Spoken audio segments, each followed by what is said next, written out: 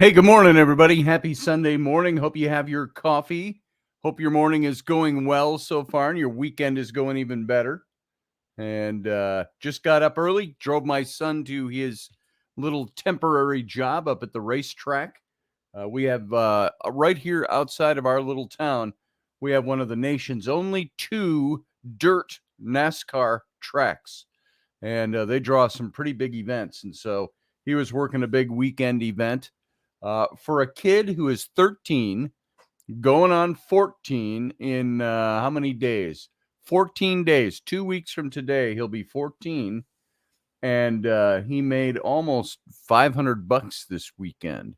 Just they were out there selling tickets for a raffle, some big raffle. I don't know if they called it a raffle, a giveaway at the end of the night, at the end of all the races. And so he'd go out from about 4 in the afternoon till about 11 o'clock and do their thing. And then he goes back in the mornings and does cleanup. So cleaning up all the beer cans, the bleachers, the parking lots, and stuff like that. So for a kid who's 13 to earn $500 in 3 days, I think is pretty phenomenal. So he did this Thursday, Friday, Saturday. Now it's Sunday, so he's doing cleanup this morning for 3 hours. So I just drove him over there. It's about 14 miles from here. And so it's a pretty good thing, I think, for a kid. So Flynn had a good weekend. Let's put it that way. For a kid who earns, I don't know, $10 here and there, $20 here and there, mows grass for a couple of people, yada, yada. And for him to make almost $500, just short of $500 in one weekend, 3 days, he was willing to put out the time and put out the effort. So I feel good for my son. I've got to see if I can get him to pitch in for a little gas, just to start teaching them at a very early age that sometimes the cost of making a living costs you something. How many of you have your company reimburse you for your gas? Nobody. You got to put that out of your pocket. So we've been driving him, and we drive him that, let's round it up, 15 miles. 15 miles in the morning, drop him. We come back home. 15 miles. Then we go pick him up. 3.5 hours later, come back home. Then we go, he doesn't have anywhere to hang out there for 4.5 hours. So then we drive him back at 4 o'clock. And then we come back home. Then we go pick him up at about 11 o'clock and come back home. So all those trips, it's 8 single trips or 4 round trip trips. We've put on about 200 miles, it seems, on the gas tank, somewhere in there, 150 to 200 miles. So, and at the price of gas, almost $4 a gallon. I told him, son, we drive an old van that gets about 17 miles a gallon. So it's a gallon each way, thereabouts. And so 8 times 4 is $32 in gas every day, and times 3 days. So we put out $100 in gas, rounded up. So I'm not going to make him pay for all that. I'm happy to drive him to work. But I think it's a good learning lesson. What do you think? Those of you who've had kids, do you think it's a good time when they earn a little bit of extra money? You can let them sit down and go, hey, I helped my son, and he earned this much money. He gets to put it into his account and save it, and then spend some money on some few things that he wants. It's a good time to teach him how to save his money when he gets a bigger chunk like that for him. It's a good time to teach him that there's a cost to doing business. He's an independent contractor for this, quote unquote, fancy for hiring teens to sell raffle tickets. And maybe this is a good time to impress upon him it costs money to make money. And I'm not talking like taking a huge percentage of his money, but it's time to start talking about taxes too, I suppose, although he probably won't claim this. It's under the table. There you go, Uncle Sam. Take that. Save for his future car. That's a good idea, Susie Q. And by the way, how's everybody doing, Susie? Good to see you this morning. Josh Kemp, good to see you. Sandra over in Great Britain, good to see you. And who else we got in here? Rendell Flagg. How much for the big guy? Yeah, in this case, I'll be honest and upfront. I'm the big guy. So, good question. Cordia, good to see you as well this morning. Spirit Hearts, Spirit Heart Gods and Goddesses. And we got anybody else in here? Carlene Smith is here. Good to see you. Say hello to Everin this morning. And that's everybody who's up in the chat room right now. So it's good to see you all this morning. So what do you think about what's going on? What do you think about indictments? What do you think about connecting the dots on indictments? What do you think about we mentioned this the other night when we were talking about the Constitution. We had an open show on Friday where you did not have to come into Patreon and be a member. We want to do those every now and then to let everybody know we're still here. If you're not a member of Patreon, by the way, come on over, be a member of Patreon. It's about the cost of a cup of coffee a month to support that channel, and that helps support us and what we're doing. And so I'll just be very open. I'll be open with my books. We made $68 last month off of Patreon. That's from our members. So thank you for being in there. Hey, Alexandria. Good to see you, my good friend, my dear friend, Alexandria Weiss, author, prolific author. She's got some books out there that you might want to take a look at. I don't have them in front of me. It's all with the river names in them and all that. I reciting them off the top of my head. I'm weak and feeble this morning. You should call in and give a little promotion on your books. My agent is also her agent, Italia Gandolfo. And Alexandria is down in New Orleans and writes some fabulous books and some historical books, as well as, and I'm not talking reference books, I'm talking historical fiction. And also a great series of books that Alexandria, I have to admit, I have not read them yet. Your river books, River of blank, sorry, big lightning bolt on my head this morning. So, or at least throw a link up, Alexandria, where people can see your books. And I think you should go check out her work. And I could do that right here too. Let's see if I look it up. Alexandria Weiss books. Man, here's where I went, and I got a whole load of them here. She's got, let's see, River of Ashes, River of Wrath. This is a series. Death by the River, is that yours? Yes. Realm.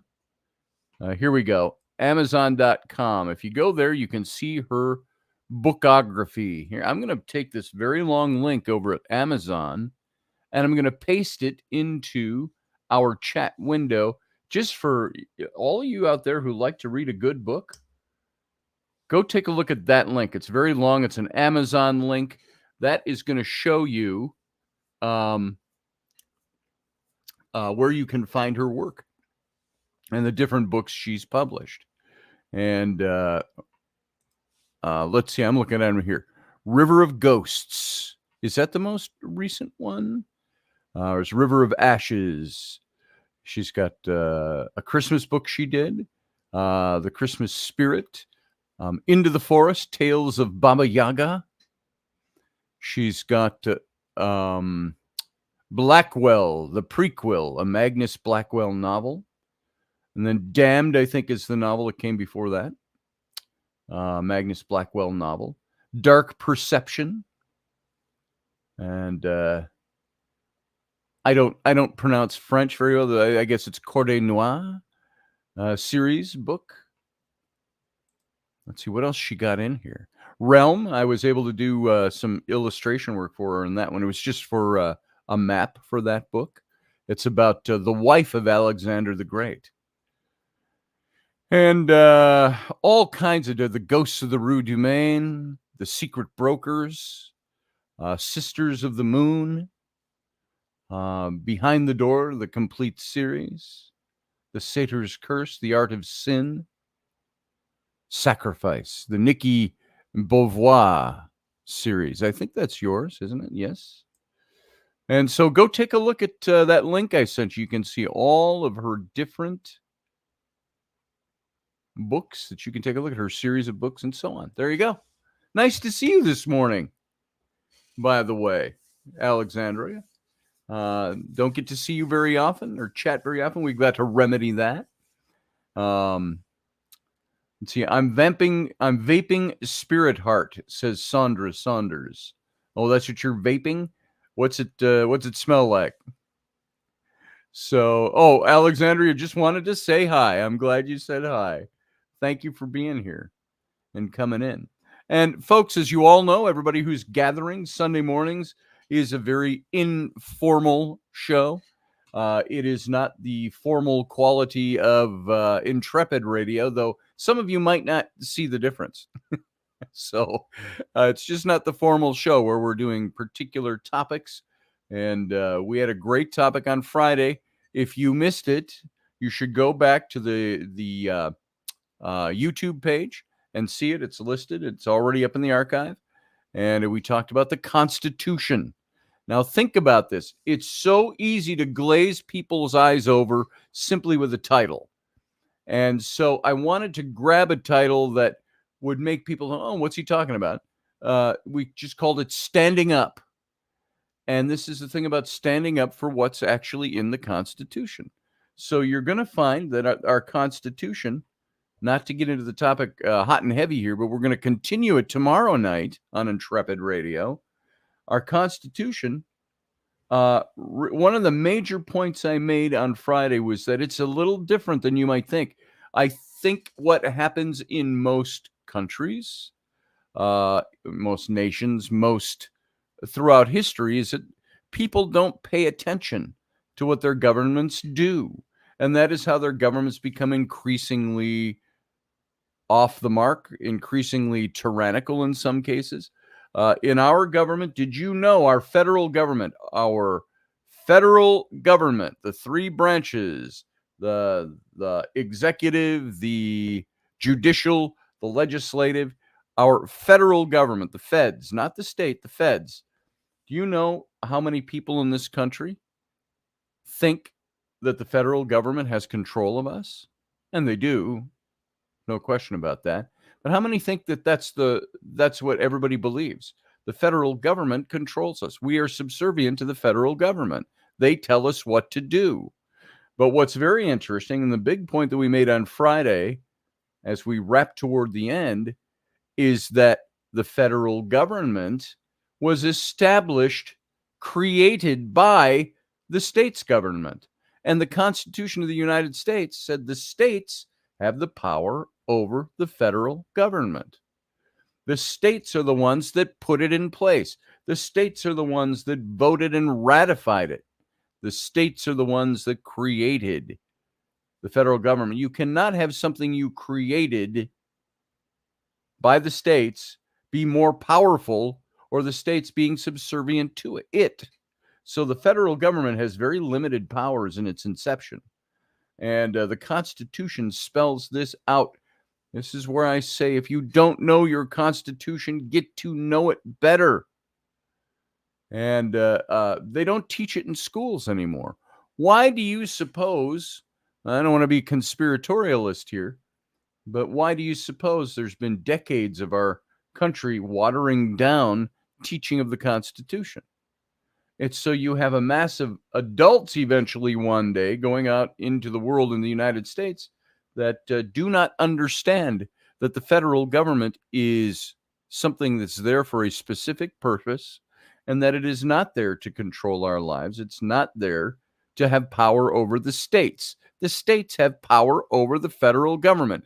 And one of the few limitations that the states have by the Constitution is that the only thing the states can't do is create laws that controvert the Constitution of the United States. But the states created the federal government. And if you feel that that is true, do you think that's being acted out now? Do you think the state, the federal government, the state, capital S, of our federal government is acting like a government that's subservient to the states? I know especially, and I'm not talking about the issue at hand, I'm talking about the principle. Last summer, when they leaked what the Supreme Court was going to do about Roe versus Wade, no matter what your opinion is on Roe versus Wade, I don't care. I'm not talking about what you believe, what you feel, what you think, what your emotions tell you, what you believe it was supposed to be. The federal government has no place mandating things like Roe v. Wade. And all the Supreme Court said, with all the caterwaul of, oh, they're trying to take away women's rights and blah, blah, blah ad infinitum, that was all an issue of the Supreme Court saying, to set this right, the federal government has no place in this decision. The federal government has to remand it back to where it belongs, the individual states. And your individual state has the right to mandate what happens with abortion and things like that. So this is one prime example of that. The federal government doesn't have any place making laws about that. All the federal government is there to do is defend the borders of our country, which it's not doing now. Defend the borders, defend us militarily, and provide for the general welfare. You have to look up what that meant in the era in which it was written. Doesn't mean welfare state. So all of this stuff is what we are talking about with the Constitution. And if you think that that is not a good topic, then go listen to something else. Turn it off. But that's a topic that we all need to know better. If you're a citizen of this country, know what your Constitution says. Know what is the difference between what is federal law, what is state's law, who has the rights there, and who has the power. Now, right now, we're not acting like we're living constitutionally in this country, as the federal government has taken over a lot of stuff. And we're going to get into tomorrow night talking about all these other things that are out there that are federal government funded. They certainly don't have the power, but they have the power of coercion. So extortion, if you will, in some points. So it's going to be very timely stuff for us to look at. So the murder of the unborn is probably why we're in jeopardy today, says Elderberry. Maybe on a spiritual level, a moral level. Is that what you're talking about? I think we're in jeopardy today because on a secular level, we allow the federal government to make a decision on that stuff. It's not their place. Curse from murder, says Elderberry. That's very possible. And if we are a nation that stands for that, then we are a nation that will suffer its consequences.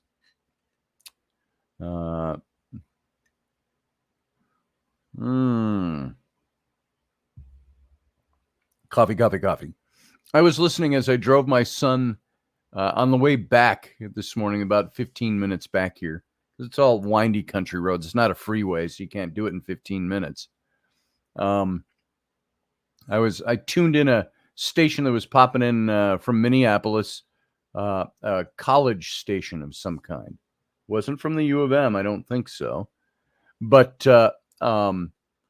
the college station, there was some young woman on there, obviously college age, and she's talking like this, and she's like, "Oh, I might be late coming to the game, but I got to talk about Twin Peaks, and man, I'm psyched out about that series. I'm really deeply into that, and it's really got me off kilter this morning. But we're gonna give you some jazz music this morning, and this and that, and and she's got on. So it's very interesting. So, hey, Beth Kirkham. Oh, I see Michael is in the wings. We'll get to you in a minute here, Michael. Beth Kirkham says my grandchildren studied all that. That's good. Yeah, we studied some of that. And when I was in school in the 70s, and basically high school in the 70s. But I also went to a Christian high school owned by a church. I was trying to think of the right word. Owned by the church? Yeah, it was a church, a fundamentalist Baptist high school.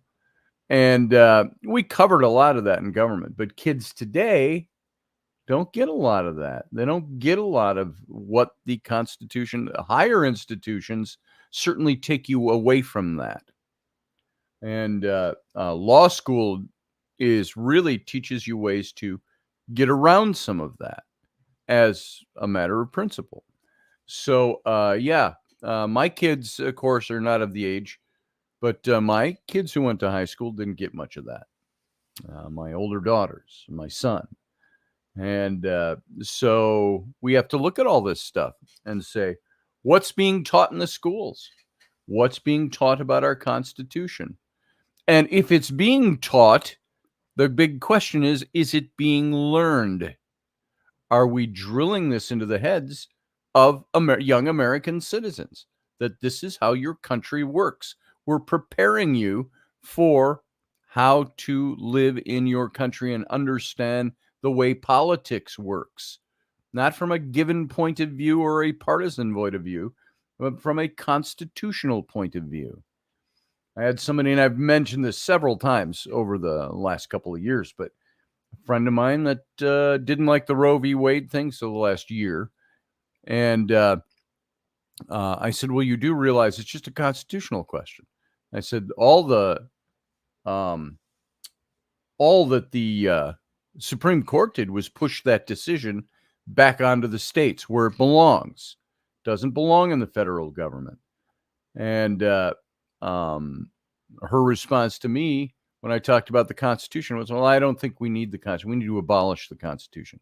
I'm like, are you kidding me? You live in this country, you want to abolish the Constitution?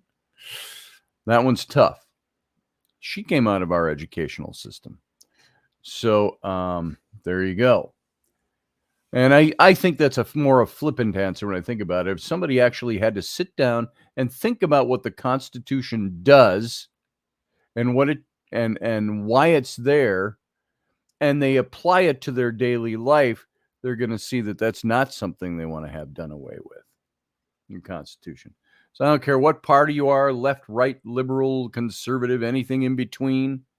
If you live in this country and you're a citizen here, you better know your Constitution because it's going to apply to you eventually in something. Post about teaching the Constitution to your children, says Elderberry. Yeah, all the time. Post about it. I talk to my 8-year-old is very if I talk about the Constitution. So we keep it pretty simple. I'd like to do a kid's book like I've done How to Be an Archaeologist. I want to be How to Be an American Citizen. Well, something like that. Probably a catchier title than that. But something about the Constitution. What do kids need to know about the Constitution? It's a good idea, Elderberry. Let's bring Michael in. Michael's sitting over there with his new flashy background. Hey, good morning, Michael. Good morning, brother. How you doing? Hanging in there.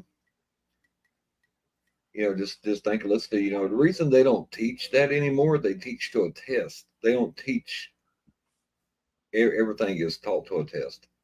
But what got me into a lot of the history that we've talked about on there and, privately is, social studies. They told me, hey, there's a whole different population who lived here before, Columbus ever sailed the seas. Right. And I'm like, okay. There's nothing wrong with knowing that. I think history is history. Even things that we have done wrong as a nation, I think are teachable. They're things we need to teach our kids. But what they also need to know is we are here now. We are a world power. At least we have been up until the last couple of years. We're not being perceived as the world power we once were. No. But we're a world power. And so we can't undo what was done 150 years ago. Thereabouts, using a round figure. What are they saying in the Navy? You can't unring the bell. You can't. You know what I'm saying? Yeah, you can't unring the bell.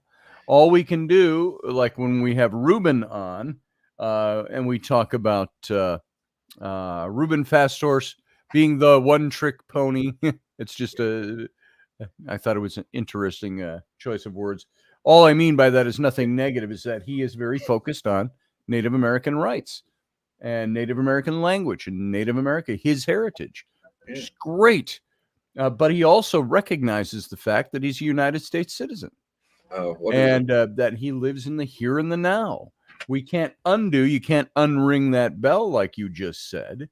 No. We can recognize what happened, and we can acknowledge the fact that our government dealt very dirty with the Native American population here. It was not a winning of the West, it was a conquering of the West. And how we took away what they had. We can go into the whole list of describing all of that. But what it comes down to is you can't undo that now. Yeah. And if you get history, you're doomed to repeat it. Yeah. Like I said, you can go down any rabbit hole on any country on the planet. Yes. Like I said, you see the flags behind me, and me and Wendy has went in depth about how dark some of the history with the UK is, and that's what we talked about the first time I ever met her, was some of the things that was done that was very dark. And, yes. And I tell them, at one time, there was a reason that the sun never set on the British Empire. That they had the biggest naval fleet. And if you look at history, who has the biggest naval fleet now? We do. Yeah. It goes back to naval power, because you have such a reach, around the world, and the world is getting smaller. Yes. Hey, look, Wendy's here. Wicked Women. Good to see you, Wendy. And that's what I told you have a Wicked Women show tonight. You need to come on and PR that baby.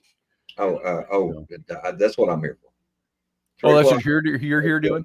Yeah, 3 o'clock Eastern, 1 o'clock Calgary time, 8 o'clock UK time. And they got a 2 p.m.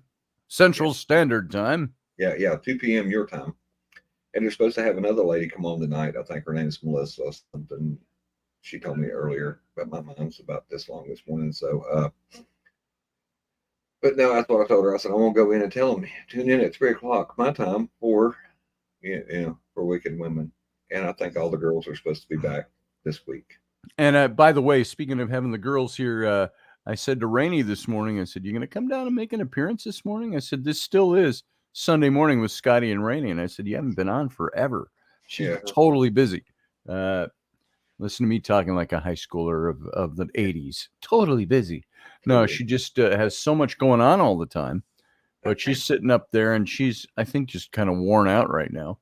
But hey, come on down and at least make an appearance and say hi. Poke your head in and wait. Say.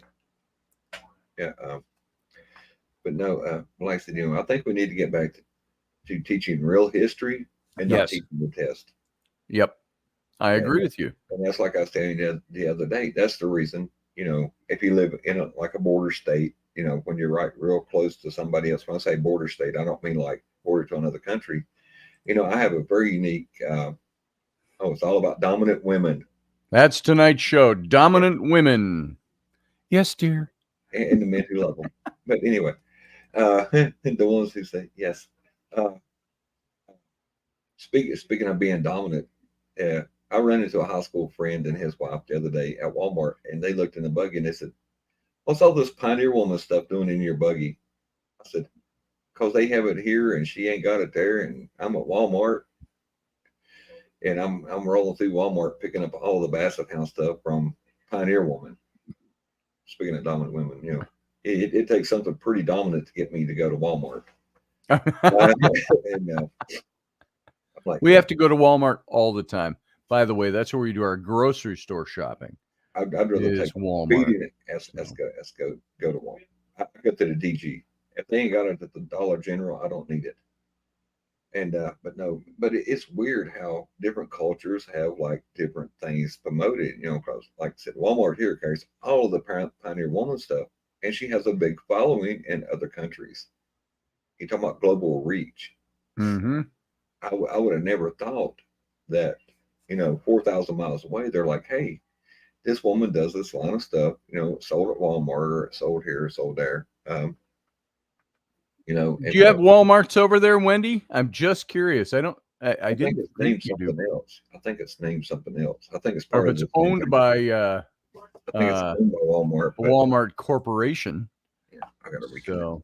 So, but no, hey, we got Carlene here too. Let's bring her in. Yeah. Morning, guys. Hey, good morning, Carlene.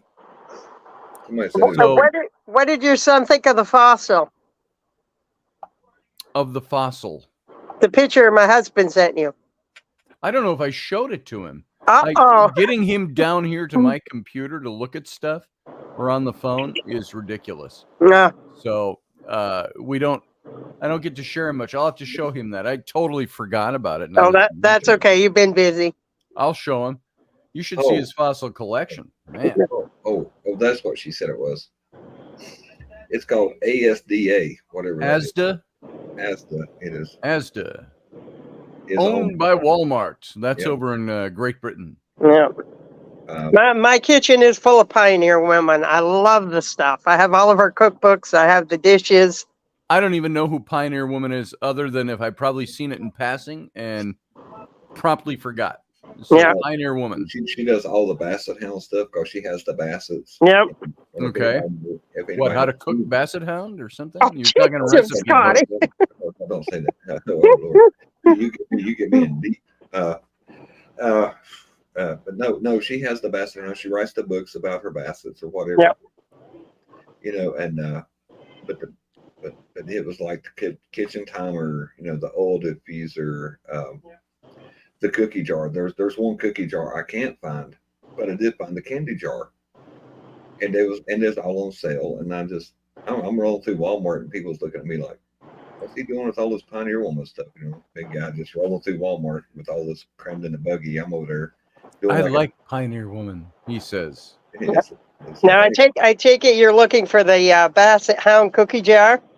Yes, if you got one, I will pay a mint for it. I'm not sure. I'll have to look. I know Walmart here had one. Was it Walmart here or Berlin had one?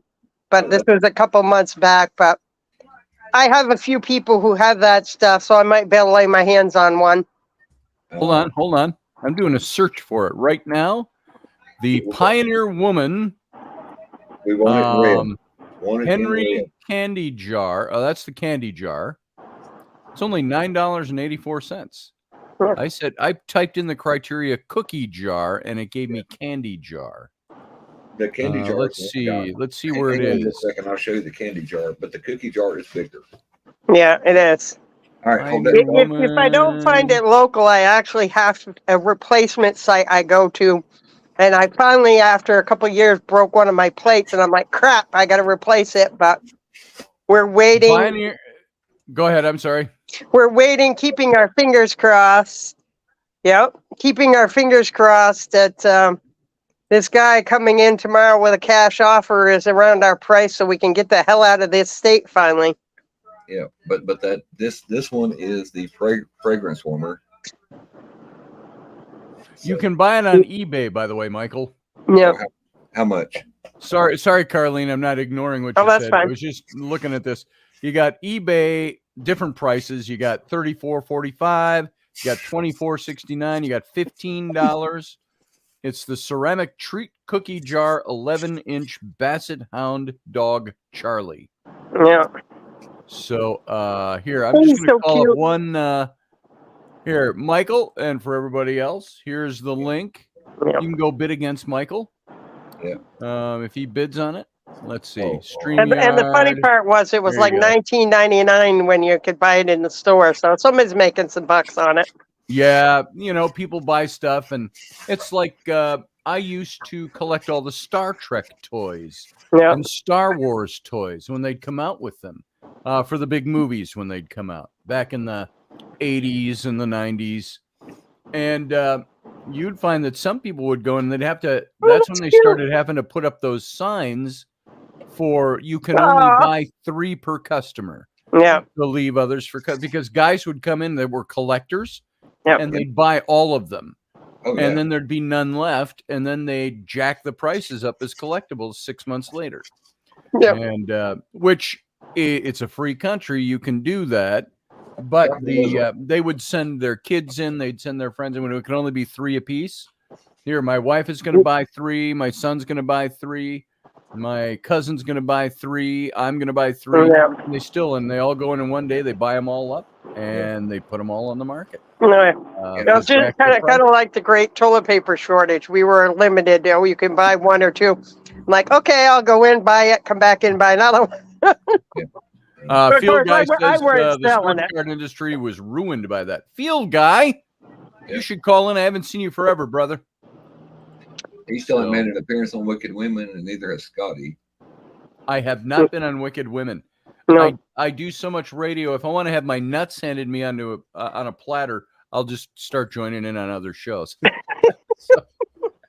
I have got to make Wicked Women live one of these days. So, Mike, like I said, I got to replace one of my plates. So, like I said, we're holding off. So if this deal doesn't fall through like the last one, we'll wait till we get to Virginia. But I'm sure the replacement place I go to has it. Field Guy was there on Wicked Women last week. Oh, was it? So if it's at 2:00 my time this afternoon, I have to see what the family is doing. Usually Sundays are set aside for family stuff or stuff around the house where I don't have anything I got to do for anybody else. So it's hard to get into Wicked Women. Now, if I was a 42-year-old virgin like Field Guy, I'd probably... Come on, Field Guy. It's just a joke. Old Susie Q says both eBay and Walmart has them for $17, but Walmart 10 don't get scammed. Now, Walmart, you can order stuff on Walmart online. Yeah. And get it. We've done that a few times. My wife just ordered a shelf for upstairs. One of those, you've seen them. You put them together, and they have the cubby holes. There's like, I think it's 4 across and 4 down, so 16 cubby holes, and all about a little over a foot wide, and you can get the little cloth bins, that you can slide in and out of them separately, of course. Oh yeah. So we've got that to help organize the shoes. You lost your trunk? It's still sitting up there, but I got to move it out. She was not happy about the trunk. She doesn't. She said, I thought when she said. I bought that thing 10 years ago, something like that. I think, this is cool. Well, you can have it in your office. There's not really any place to put it in the house and blah, blah, blah. And it's just sat out there for years. And it had some things in storage in it. And I finally, while she was at camp, so fed up with the clutter of all the shoes everywhere and everything that nobody puts anything away. So I thought, I got the solution. Since everybody's just digging in piles anyway and little baskets of shoes, why don't I dump them all into the big trunk? And there it is. The rule is take your shoes to your room, but not everybody takes their shoes. They kick them off at the door, and so they go in a pile. So I put them all in the trunk, cleaned that whole area. It was pristine. And I even took pictures of it. I was so happy. It brought a tear to my jaded eye. And Rainey came home from camp after being gone a week. The first thing she did, she didn't give me a hug, a kiss, or say hello, hi, I missed you. It was, why is that goddamn trunk in here? And I honestly did not remember that she didn't like the trunk. And her mom was there, too. She had stopped by and had taken Ellie for a couple days, and she stopped by. And she said, I kind of like it. She said, looks nice. Rainey's like, I don't like it. So then Rainey ordered this big thing with all the cubby holes in it. So that's sitting in there now. And the trunk will probably have to come down here if I want to. If I want to muscle it. It's heavy. Trunk. I'd like to have a big steamer trunk. I think they have so much personality. This isn't even a steamer trunk. It's a, I suppose it was used for that.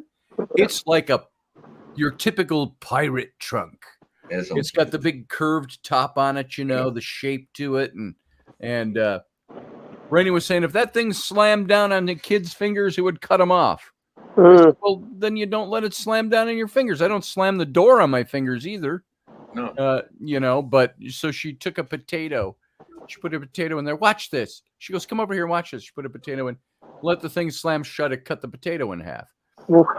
And I'm like, But none of us are going to go over there and tip the thing shut on our fingers, are we? Just the way we don't slam our own fingers in the door. Okay, that goes back to what did I say the other day when we started putting warning labels on everything? It made right. I remember Michael, I wish I'd known you wanted a steamer trunk. I just sold one for $5 and it had the insert with it. Oh, if I could afford the shipping rates, I'd just ship this one to you, Michael. Yeah. It's cool. It's got some green paint on it. Was it you, Carlene, that mentioned the antique green? Yeah, it's milk paint. Milk paint. And it is nightmarish to get off. It was old paint used, and they used milk as a base for the paint. I was going to tell you, put a book in it. Tell me how much it is for shipping, and let me know. Let's see here. Hold on. I actually took some pictures of this baby the other day when I cleaned it up. I was so happy.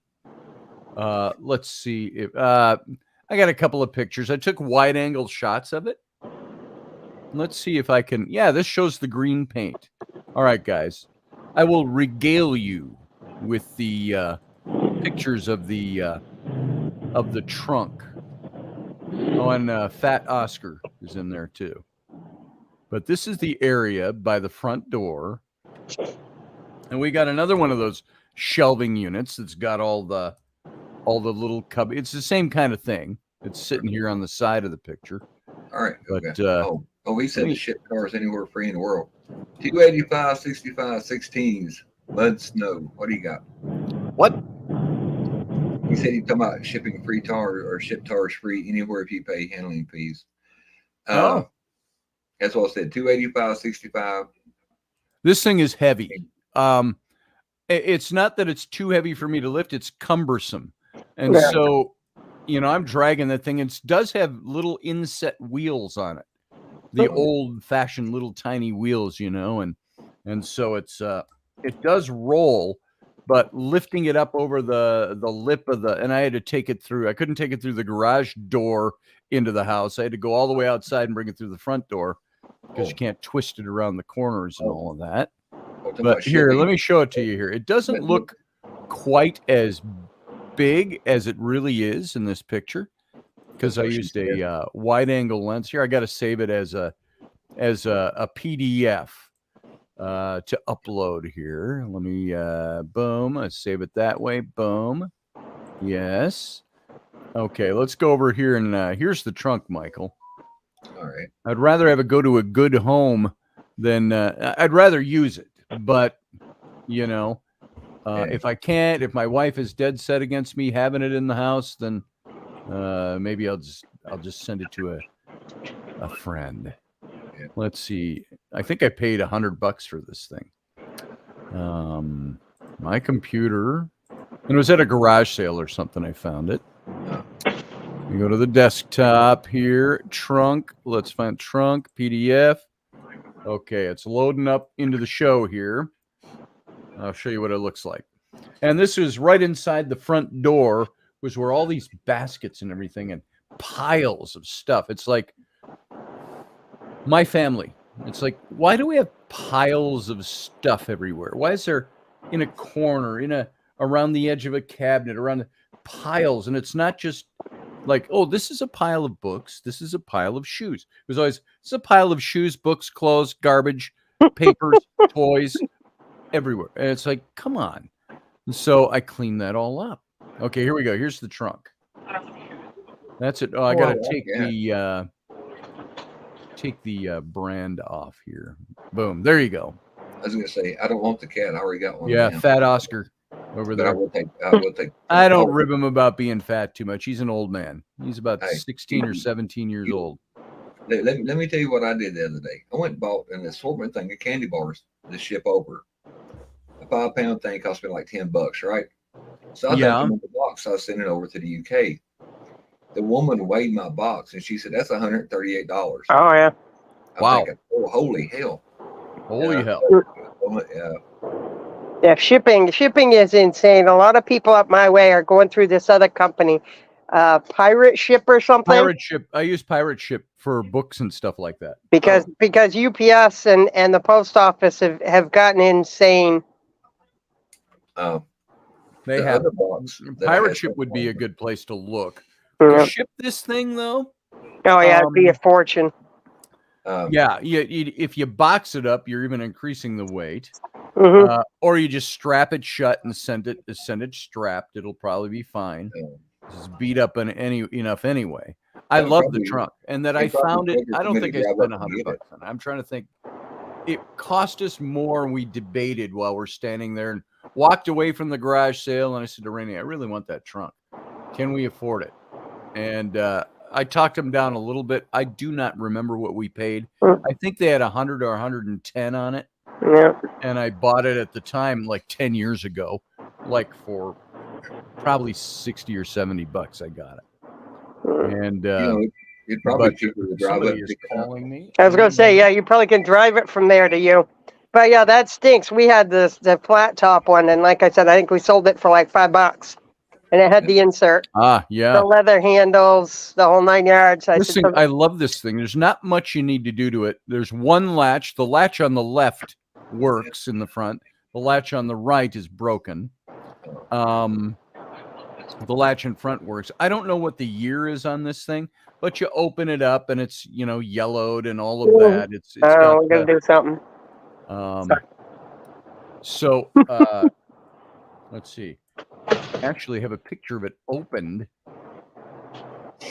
There we go. And then now this, I'm only going to show you this because this is how it looks on the inside. That's why I would post this one at all. Yeah. And hang on. I've got a better picture over here on my secondary screen that I can watch this. So, folks, if this seems like innocuous radio, we can go from topics about the Constitution to talking about old steamer trunks with shoes in them. If you don't like our Constitution, we'll bury in the trunk, right? That's right. That's a good way to put that. So let's save this as a PDF. I'll show this to you. Now, this will give you an idea of what it looks on the inside, even though I've already filled it with shoes in this picture. And by the way, if this looks like a clutter of shoes, how do you dig for shoes in that? Imagine what it was like when it was just piles all over the place. I had kids walking around before school every morning griping because they can't find their shoes. I can't find my shoes. I can't find my shoes. I said, did you put them away? Are they where, what do I tell my kids every day? If you don't make a mess, you don't have to pick a mess up later. Or also, if you put it away, you'll know where it is next time. And it's that way with around our house. How is it in your house, everybody? Around here, it's like every time I want to watch TV in the main room of the house, I got to go on a search and destroy mission looking for the remote. Because that sounds like my house. It's like, does anybody put anything away? I said, when you're done with the TV, put the remote where the next person can find it. And let's see, did I save this?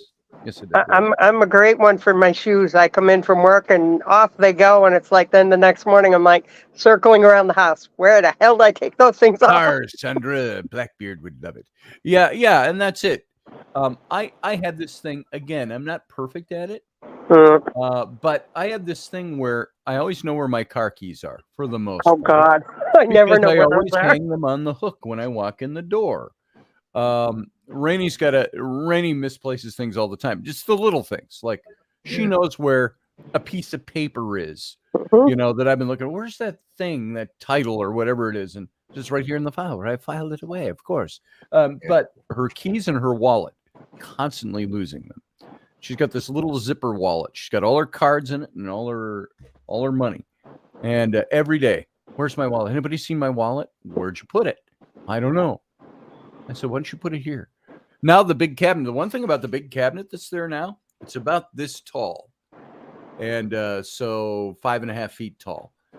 But she can take her wallet and she can put it right on the top of that now. I said, just put your wallet there every day when you walk in and your keys, if you're not going to use the hook. Okay, here's what it looks like on the inside of this thing. There you go. So you get the idea. You can see the the way it was put together. Some of this stuff is ripping off. It's like that on the bottom as well. So that gives you an idea of age on this thing. So that's the only reason I show that. And then there's everybody's shoes that were. Now, looking at that, you go, I don't see a big problem with those shoes in little piles around the living room there, until they're mixed in with everything that's in that little basket over on the right, everything that's underneath the little table there, everything that's in the drawers to the right, shoes, garbage. As I'm picking up all those things, I got a bag full of garbage, wrappers, cookie wrapper. Oh yeah. No, that's annoying. Yeah. So there you go. So that's the steam. Is that technically a steamer trunk? I don't know. I call it my pirate trunk. So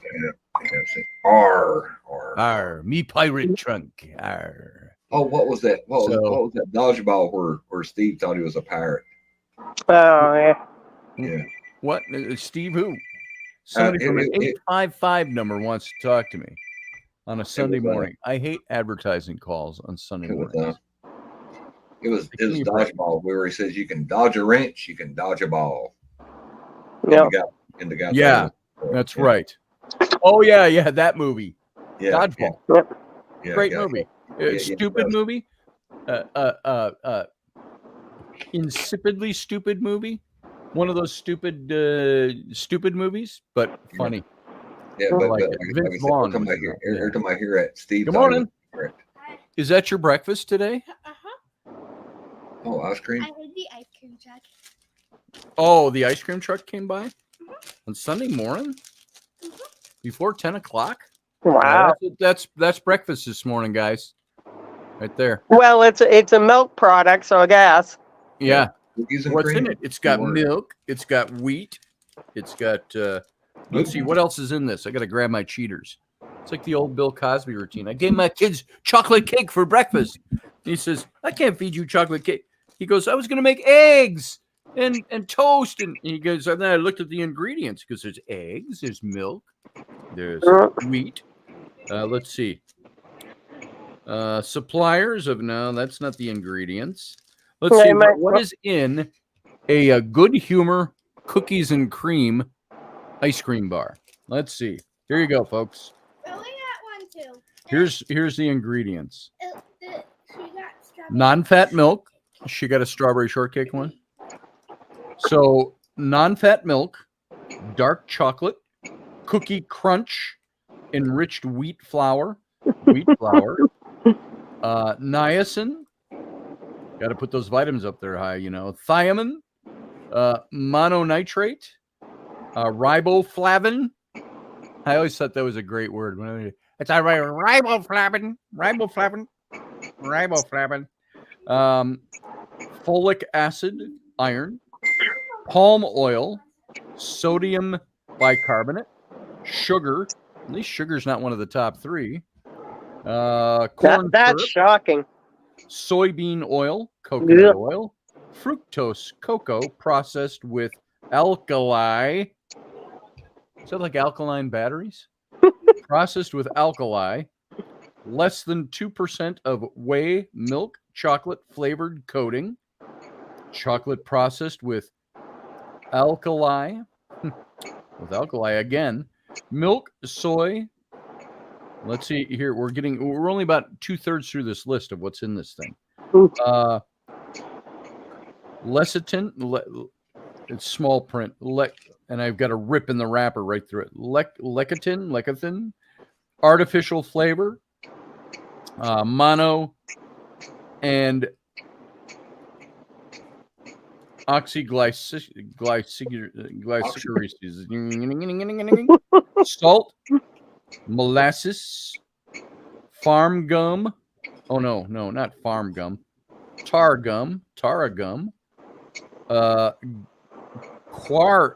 guar gum, locust bean gum, corn syrup, natural flavor. Natural flavor is right at the bottom. Sugar and vanilla extract. That is what is in a Good Humor cookies and cream chocolate bar for breakfast. Mom's upstairs and she's in control. I think she didn't want to get up and make eggs and bacon for the kids, and so she's like, "Hey, ice cream truck." Why is there an ice cream truck going around at 9 o'clock on a Sunday morning? Money. Yeah, money. Yeah. Parents, Hey, they Mike, wanna make, I'll look at our local Walmart there. I think that's where I saw it the other day. I could be wrong. Trunk out of here now. I'll let you know. I'm gonna pop off. I'll listen in the background because All right. if we get a decent offer tomorrow, the papers are signed as far as I'm concerned. Let's sign this bitch and move it. Yeah. I'm not looking forward to that part, but I actually got kind of a humor out of you saying your house is a mess. I'm like, yeah, you should see mine with all the boxes that are already packed for I the can move. only imagine. I hate moving, and I know what it's like moving. It's hard. I mean, I've been working around them because the guy who originally was going to buy it, oh yeah, I'm buying it, and he turned out to be a scam artist. But this guy has cash. He's coming out of Delaware to buy it. Like, okay, well, you know what? Make us a decent offer. You can have the thing. Yes. Hey, Sarah Yusuf, ice cream will put you in a good mood for Jesus. There you go. There you go. You could have religiously themed ice cream bars. Yep. You could have like crucifixion crunch bar. You could have Sanhedrin sandwiches. You know, ice cream sandwiches. You could have what else? What else could you have? Instead of walking on water, of walking on vanilla. I don't know, something like that. You could have religiously themed ice cream bars. What about that? We'll see some of you on Wickeds tonight. Hopefully, I got to set my alarm because I'll be upstairs dredging through the last things of that. So I'll have to set my alarm so I don't forget. Yeah, we'll see you guys later. All right, see you, Carlene. Yeah. There's Steve Clark. Howdy, everybody. That I might have missed coming and sending much love to all of you. Good to see you, Steve. I got a message, and she said, "Oh, there's no spoon in your coffee." You know, I no didn't spit think in your coffee. No, spoon. Oh, spoon. And there's a funny story behind that. I was speaking one morning to Wendy, and I had my coffee. I had my spoon in it because I planned on making a second cup, and I didn't want to lose the spoon. Yeah. And hey, Uncle John. Hello. How you doing this morning, brother? How you doing, bud? I'm awake. That's all right. That's You're never late. Just remember Gandalf's line, the way it was presented in the movies by Ian McClellan playing Gandalf. He said, "A wizard is never late or early. He appears precisely when he is supposed to." Something like that. Paraphrasing the line. So you're here right when you're supposed to be here. How about that? No, but I was going to ask you, do you put the spoon in or out of your coffee? Oh, what, to drink it? Yeah. I usually take it out. I'm one of those, though, I don't mix. If I put cream in my coffee, I don't mix it in. I just pour it and I let it cloud. And I drink it that way. It's kind of like if I have oatmeal and I put a little milk and butter in the oatmeal, I don't mix it in. I just let it settle, and I enjoy the experience of two completely different flavors. Oh, there's my child, but Ellery, and her ice cream bar. Yeah. We let the birds talk to the birds. It's still talking to the birds. Here, come back this way a little bit. You left what out to the birds? We left the Furby. We left the Furby to talk to the birds. Oh, the electronic Furby. And Bing Bong kept staring at it, and he wouldn't stop. So Rowan scared him, and he jumped really high. Nice. Bing Bong is the cat. That's Bob Saget. That's their name for Bob Saget, the cat. But the Furby, it's the little electric Furbies that you get. They're like the Gremlins, you know, from the old movies. But you turn them on, and it's like they're like automatic. They've got movement sensors. They tell you when they're hungry. They tell you when they're. It's like, shoot that toy, and but they put it outside. We got a chicken outside. Bye. The chicken's outside and the cats are outside, and so they're taunting the animals with the Furby that talks at them. So Anyway. Yep. So what's going on? What's going on, John? Oh, getting things ramped up for next Saturday. Yes. We've got the memorial services next Saturday. For those of you local or those of you who are actually coming into town for this next Saturday, the 12th, a week from yesterday, we have Uncle Dave's memorial services. There's the memorial service at the church, which starts at 1 o'clock. It's down in Rochester, which is about an hour and 40 minutes south of the Twin Cities here. So we're going down for that, and it's a short service down there, shorter, about an hour, maybe a little over an hour in all. Mostly family and friends and whoever makes it down. They don't have a lot of capacity down there. And then later in the day, doors opening, I think, at 4:30 p.m. At the Plato Lodge. It's not called that. I don't remember the name of the lodge. It's off Plato Avenue in St. Paul. Just Highway 52, straight up from Rochester. And it's in St. Paul for the evening's festivities for celebration of life. So that's all. My daughters, Abby and Bryn, are flying in from North Carolina for this. For Uncle Dave's. My son Sam will be with me. And of course, my three little kids who knew Dave as Uncle Dave. And my wife Raini will be there. And so all of us, the whole family, are coming up. All 6 of my children and Raini and me. And we'll be to both services. And I'd say it would be more like a service at the church, and it'd be more like a celebration of life at the Masonic Lodge. So all the different communities getting together. We're not sure how well attended it'll be or how over attended it will be. It all depends on people's moods about it. And with Dave, he knew so many people, had so many people that honored and respected Dave. So he will be, I think it'll be very well attended in the cities. There's going to be a lot of people there. Rochester, a lot of people won't come down there because they don't want to drive the hour and 45 minutes when they can go to the one in the city. So that's more a private one, not private, semi-private family. Both services will be live streamed. Yes, they'll both be live streamed. And so I'll get you a link. I'm not in charge of the live streaming on that one. So I'll find links for it and make sure everybody gets notified of the links to see what's going on. The one from Rochester would be the First Presbyterian Church in Rochester on YouTube. Okay. So there's a way to see these, and I'll make sure there's links posted. Okay. Oh, I think I hear Mom coming down the stairs.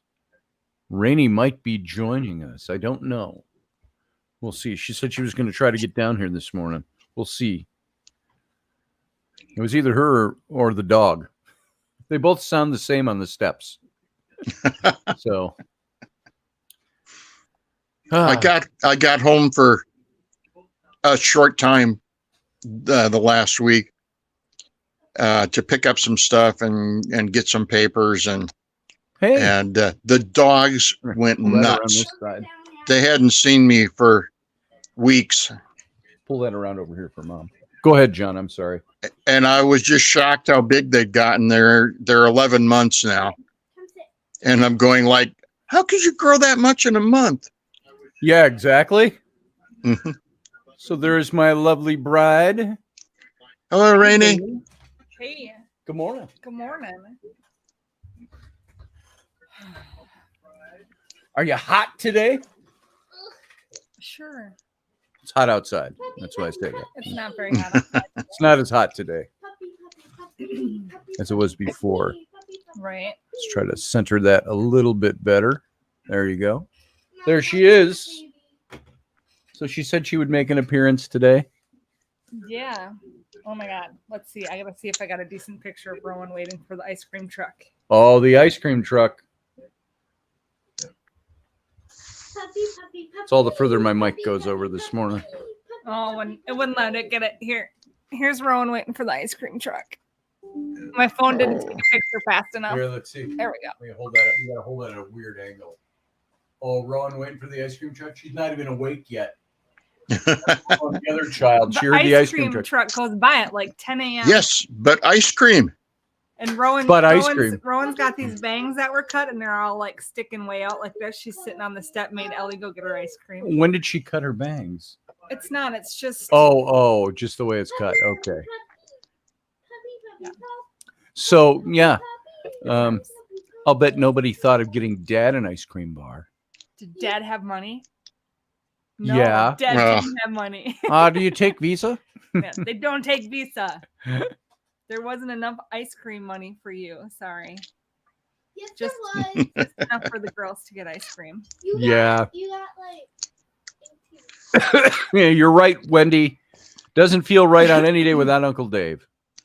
That's very true. Yeah. So I'd have to agree with that.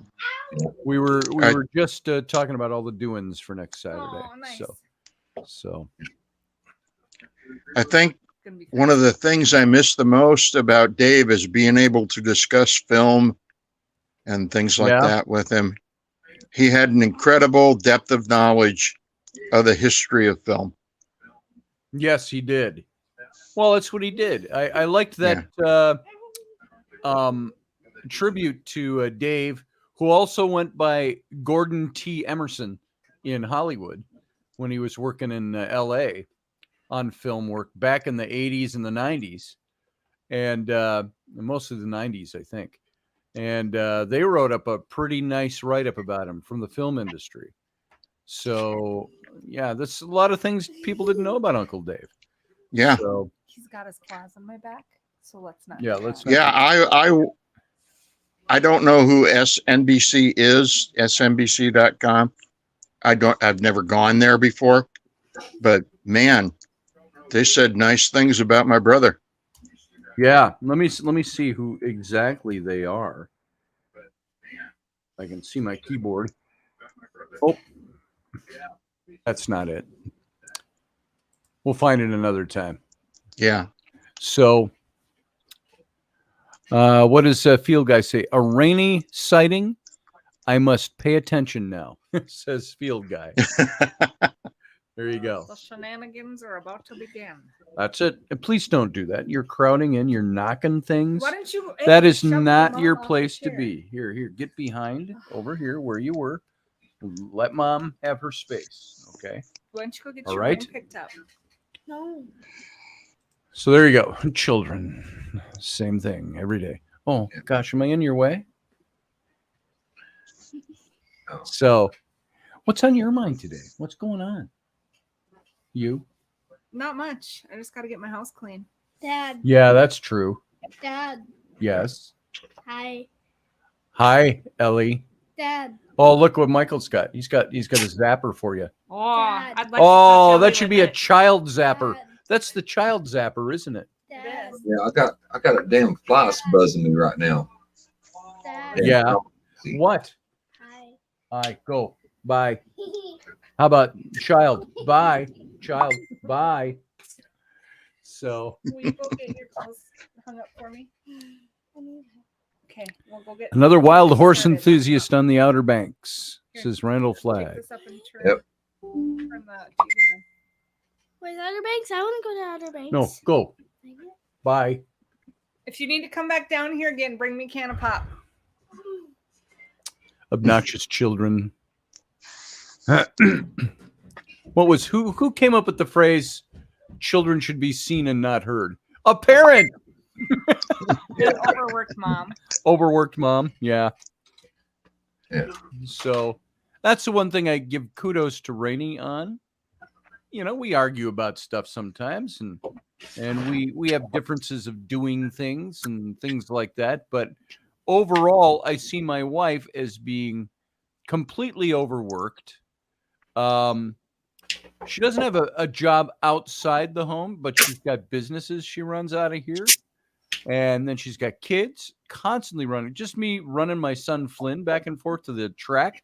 If that had been her having to do that every day on top of everything else, it's the same thing. It's she's constantly running, constantly doing, constantly meal prep. That's another thing. It's like she's not the designated cook, but she's the one who preps the meals because she's basically the stay-at-home mom. But at the same time, that stay-at-home mom job doesn't necessarily mean she can't delegate and say, husband, it's time for you to prepare the meals. That's when we order pizza or get tacos. And I fixed the meal situation. I haven't gone grocery shopping in a week, so there's nothing to eat. Yeah. You're waiting for the ice cream truck to come at 9 a.m. Yeah. So we got to go grocery shopping, and it's like, what's for breakfast? Grass. There's a couple of hot dog buns up in the cupboard. Toast those and put peanut butter on them. We're not short of food. We're just short of food. And we got to go shopping. And hey, Steph Cuervo Queen, how you doing? It's so nice having you here. I like having you here. Thanks. Sure. Uh-huh. It's good. It's a good thing. Right. It is good for man to not be alone. I will make him a helpmeet. What's a helpmeet? We always grew up in the old English. I'll make him an helpmeet. Oh. I could get dirty and naughty with that. I could get something else, but so Naughty. Man not to be alone. Yep. It's all good. As we're alone, and we may have a clean house when we're alone, but once the kids come home, it ain't clean. yeah, ain't that the truth?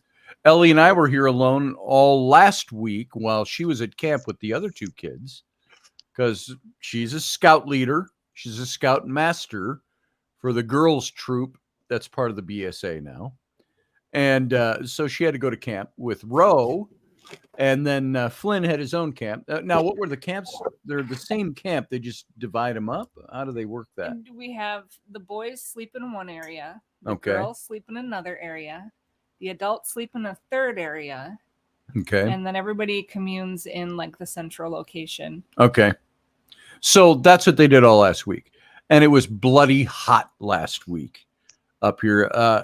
Uncle John, you know what it was like up here last week. You're only an hour and a half from here, but it was hot up here. And I find excuses to stay inside. Yeah. I walked at least 8 miles every day. And that I only did half of what the kids did. I just had to stay with the young scouts and that's for the first half of the day. That's not just, I'm going to go out for an 8-mile walk, which is one thing. That's all day long in the heat with all the kids running back and forth. You put on about 8 miles a day. And just doing that stuff. 8, not about. I put on at least 8. You put on at least 8 miles. Hey, kids are like herding cats. You need a taser. Yes. You can't have a taser at camp. Oh, wouldn't that be nice?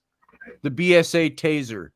Hey, all kids over here. I said over here. They're actually pretty good. So at camp for us, when we arrive, all the older scouts empty out the trailer. They get everything set up. They get the first meal prepped. They're really good. It's pretty awesome to see how good the kids are. I just was with the first year scouts, who are usually about a year earlier than any of the other scouts, because our kids go to middle school in 5th grade instead of 6th grade. And so we haul ours up to the next, into the troop versus keeping them in the pack. So I just had to stay with those kids at least half the day while they did their stuff to make sure they stayed where they needed to. But they're really, scouting's about teaching your kids to be self-sufficient. Yeah. And so the kids are really self-sufficient, which is awesome. Well, get the bigger kids the tasers. The bigger kids don't even need tasers. All they got to do is yell, and the other kids are like, they stop what they're doing. They're like, oh, yeah, the little kids. Now I'm in trouble. What did Roger Rabbit say? Good morning, everyone. Yep. Late, but here. Listening. Yep. Holy crap, it's rainy. That's me. It's There me. she is. There she is. I made it. So I almost didn't. I don't feel good today. I'm sorry. She hasn't felt good lately a lot. So I just all right. She's getting stuff checked out. She's got her bad shoulder. You know, she's a massage therapist. She hasn't done massages for several months because her shoulder is whack. Something's all out in her shoulder, painful all the time. I have to help her take her shirts off, which is okay by me, but help her get those shirts over her head. And here, she's like, hey, keep pulling it the rest of the way. And I'm like, why have you paused? Oh, I can't help myself. Yeah, right. But they got a TINS unit on sale at Walmart right now for like what is? 23. They got a TINS unit for that. I've been using one on my back. Well, Oh, they're the talking about TINS surgery for her. Yeah, I've got a slap tear in the left shoulder, and then I fell at camp and I caught myself with the bad arm and landed on the shoulder and jarred it again. So at I'm camp, sure, yeah. I'm sure I did a little bit more She's damage. you can't see it in this lighting, but she's got bruises all over her legs. Oh, look at that. Yeah, from falling down and all over her arms and stuff. And she really oh yeah, this one's effed up the this one's from tetherball. Look at that. yeah, look at that. You go to I don't know if this is just an old man bruise. Yeah, you can't see it. I had a bruise on the on that side of my hand right there. Just the whole thing bruised up. I don't even know what I did. I hit a doorknob or something. And so, yeah, she wants to get a second opinion, and our insurance wants her to go through the whole process of treatments and stuff all over again because she wanted a second opinion. And it's like, no. They won't let me have an MRI with dye in it, contrast dye, to see what's really going on. And I have to go through 6 weeks of physical therapy again, but I can't do the physical therapy because it hurts too bad. It sure does. I think it acts like a rotator cuff issue. The first MRI didn't show a rotator cuff tear. I'm going to blow you up here. But the last surgeon, or the first surgeon, said when he got in there, he would look and see. But he also wants to cut my bicep and not attach it, which causes muscle spasms. What the hell is with that, Sarah? Have you ever heard of that? Bicep. Oops. What do they want to do? Let it hang. And so instead of retaching, instead of cutting the ligament in the bicep and reattaching it, they're going to cut it and let it hang, which gives you Popeye syndrome. So I'll always have a bulge. And, but that causes muscle pain and spasms. It can do it for up to 4 months, if not for the rest of your life. And it's like, why am I going to do something that's going to, it'll fix one problem, but cause another. There's no sense in that. Right. And on top of that, a problem Rainey's always had is migraines. And so she's been having a lot more of those lately. Just the last couple of weeks. It's been headaches, though. Headaches all the time. And so when you don't see Rainey here very much, she's like Sunday morning, sometimes she's just like, I ain't moving. No, not moving. And the headache today is all this side of my face and back here. But you know, our medical stuff here has got so screwed up. Mm-hmm. Yeah. About, you know, I go to the VA, and the VA used to be really, really good. And, you know, with the back thing where I brought my back, I got the fusion and the cages or whatever. And I'm constantly in pain, numb down the right side of my leg. And they said, "Oh, we're going to install a TINS unit in your back that basically wires into your spine that you can never take out. You know, it's yours to, you know, forever." Yikes. Yeah. So I started talking over with other people, and I was telling Wendy, "Hey, you know, this is what they want to do is 2 back surgeries. They put the trial run in first, then they go back and put the permanent one in. And the way it works is they cut your hip open and put a lithium-ion battery in it, and you have to wire a belt to charge the TINS unit that goes in, you know, the battery. You've got an internalized TINS unit. Yeah, that wires into the base of your spine. So she asked her osteopath about that. She said, "You know, what do you think about that?" She said, "That is the most definitely last step here that we would even consider." Wow. And that was the only option they give me at the VA because they don't want to treat any kind of chronic pain with anything that could have a narcotic in it. So their thing is directly to surgery. Oh, let us cut your spine open not once but twice and put you, you know, on the shelf for a year. And when I told the doctor no, that I wanted to explore, you know, other avenues, she was pissed that I got a second opinion from another country. It's almost like, I dare you say I'm not that smart. I'm thinking, and I told her, I said, no disrespect, but you give me one option, and it's my body. Yeah. I would like to have more than one option. Yes. And they're You like, need more than one option when they're going to cut into you. Right. yeah, especially into your spine. Yeah. And it's like I was telling somebody, I went to Walmart. I picked these things up. I figure for $70, I'll just swap the pucks out and I'll keep a 10 unit on all the time. And that way I don't have to have my spine cut open. Right. But So no, have you tried, have they done anything with 10s unit on this? Or is there anything that can be done? It's that can't treat what's wrong with it with It's that. torn. It's torn. It's So torn, and the fix is stitching it and letting it heal. Or not moving it for 3 to 4 months and hoping it heals on its own, but that's not going to happen either. But then you'll have a great scar. Right? She got it sword fighting. Yeah. But what was the scar that they all had under their eye or whatever that they always got fencing? Oh, who did that? The Prussians. The The Russians? Yeah, that's right. Put a scar on The Prussian dueling scar. Prussian. Then you notice, of course, in the 60s, when they made the first G.I. Joes, you always had a scar right there. Yeah. G.I. But Joe had a scar. It was a badge What if of there's any honor. connection to that? It was a badge of honor for them to have the dueling scar. Yeah. Their dueling master, according to David, a Prussian dueling master, when he felt the person had graduated, would take his sword tip and give him a flick to create the scar. There you go. Like a badge. Well, it's got, One anyway. John. Oh, he's popping right back in. There we go. Yeah, there we go. Yeah. You're here, Uncle Dave, Uncle John. But, So, yeah. But that's the way. I still got indentions in my collarbone from where they'd hammer the rank in your neck. Every time you got promoted, they stick it through your collar and they take their fist and set the rank.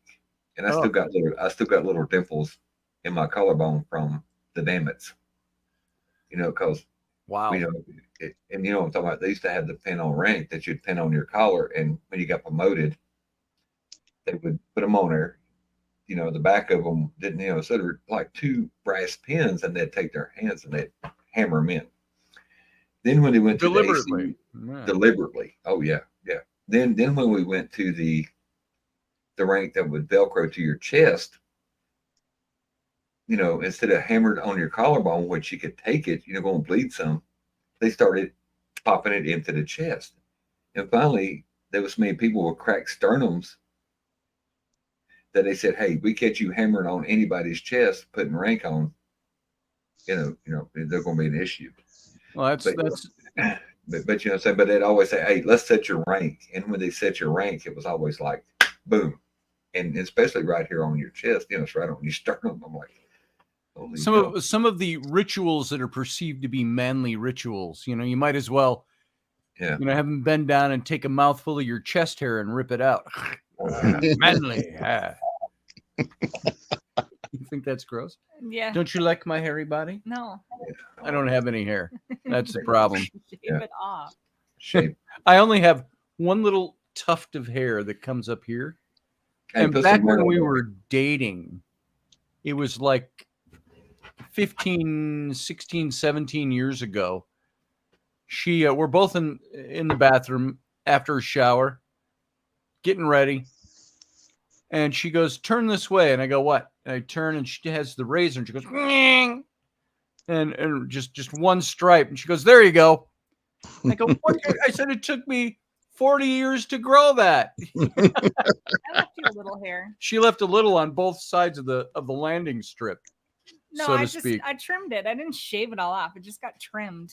Yeah. Well, and then you shouldn't have pubes sticking out your chest. It's gross. Yeah. Is this technically pubes? Sure, like it. It's gross. But that's all the hair I have, other than maybe 1 or 2 on my back.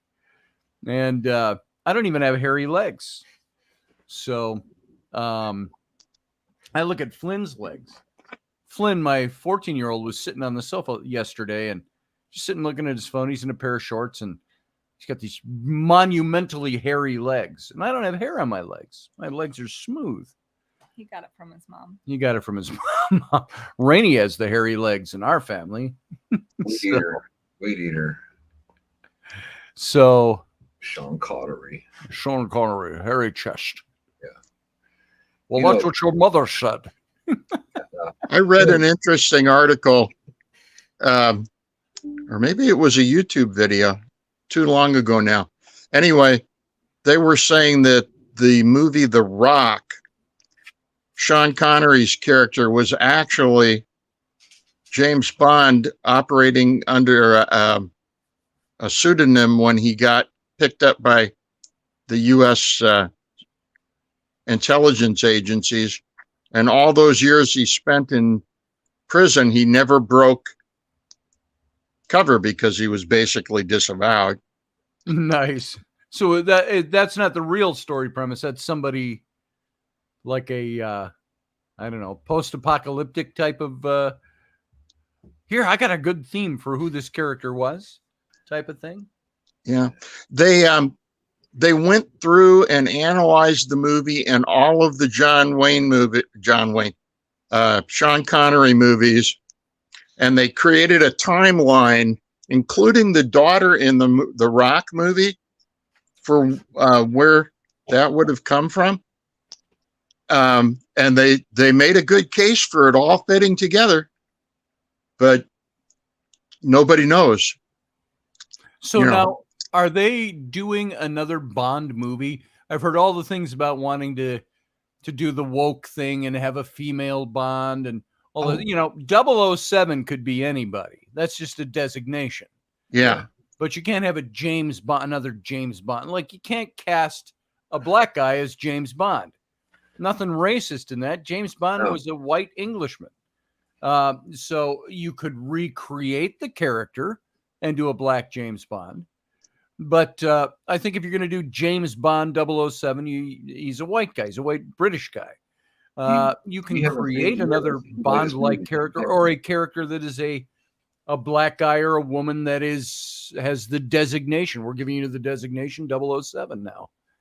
You're the new 007. They could do that if they want to. But I think they proved with Doctor Who, when they had the female Doctor Who, that's just one of the standout examples. Yeah. That it didn't sell well, and stuff like that. I don't know. Jamie You Bond. haven't seen the last. I don't think it sold well with the ladies either. Because I'm Jamie. I'm Bond. Jamie Bond 007. You haven't seen the last Bond movie, have you? I have not.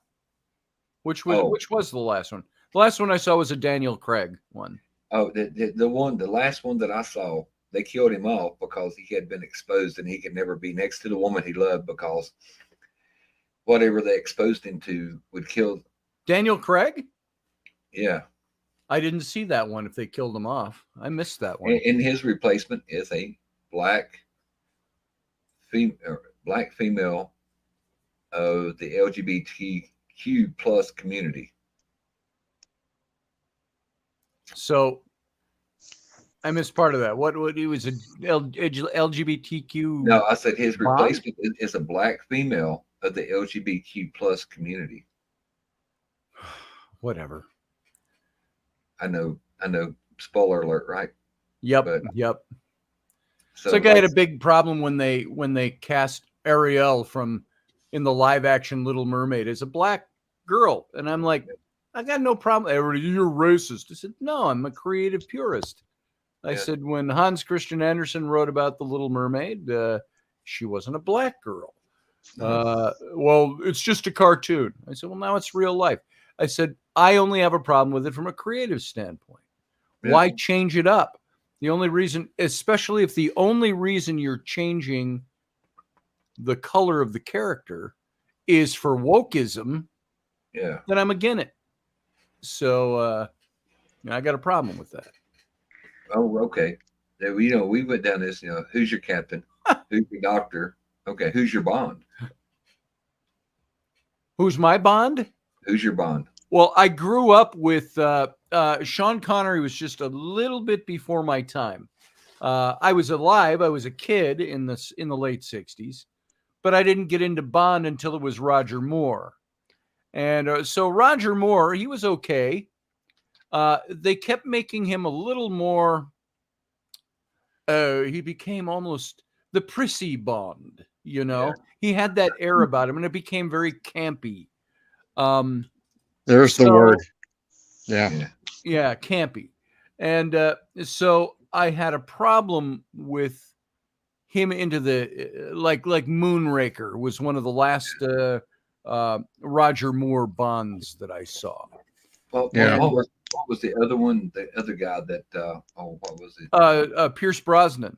Yeah, He did a good Bond. I always thought he was the prissy Bond. I thought he did rather well, but then Daniel Craig revived it all. At Oh, first, I was like, What was the name of the guy that did a couple? Right in between the bridge guy. It starts with an L. Why do I don't want to say Laszlo? It's something. That's not his name. That's what's hitting my brain. No, not between. Well, there was Connery Roger Moore, and after Roger Moore came. Wait, was there somebody before Pierce Brosnan? Yes, but I can't. Oh! Wait a second. He was really good. Lazenby was one, but he was early. He was after. Yeah. He was before Roger Moore.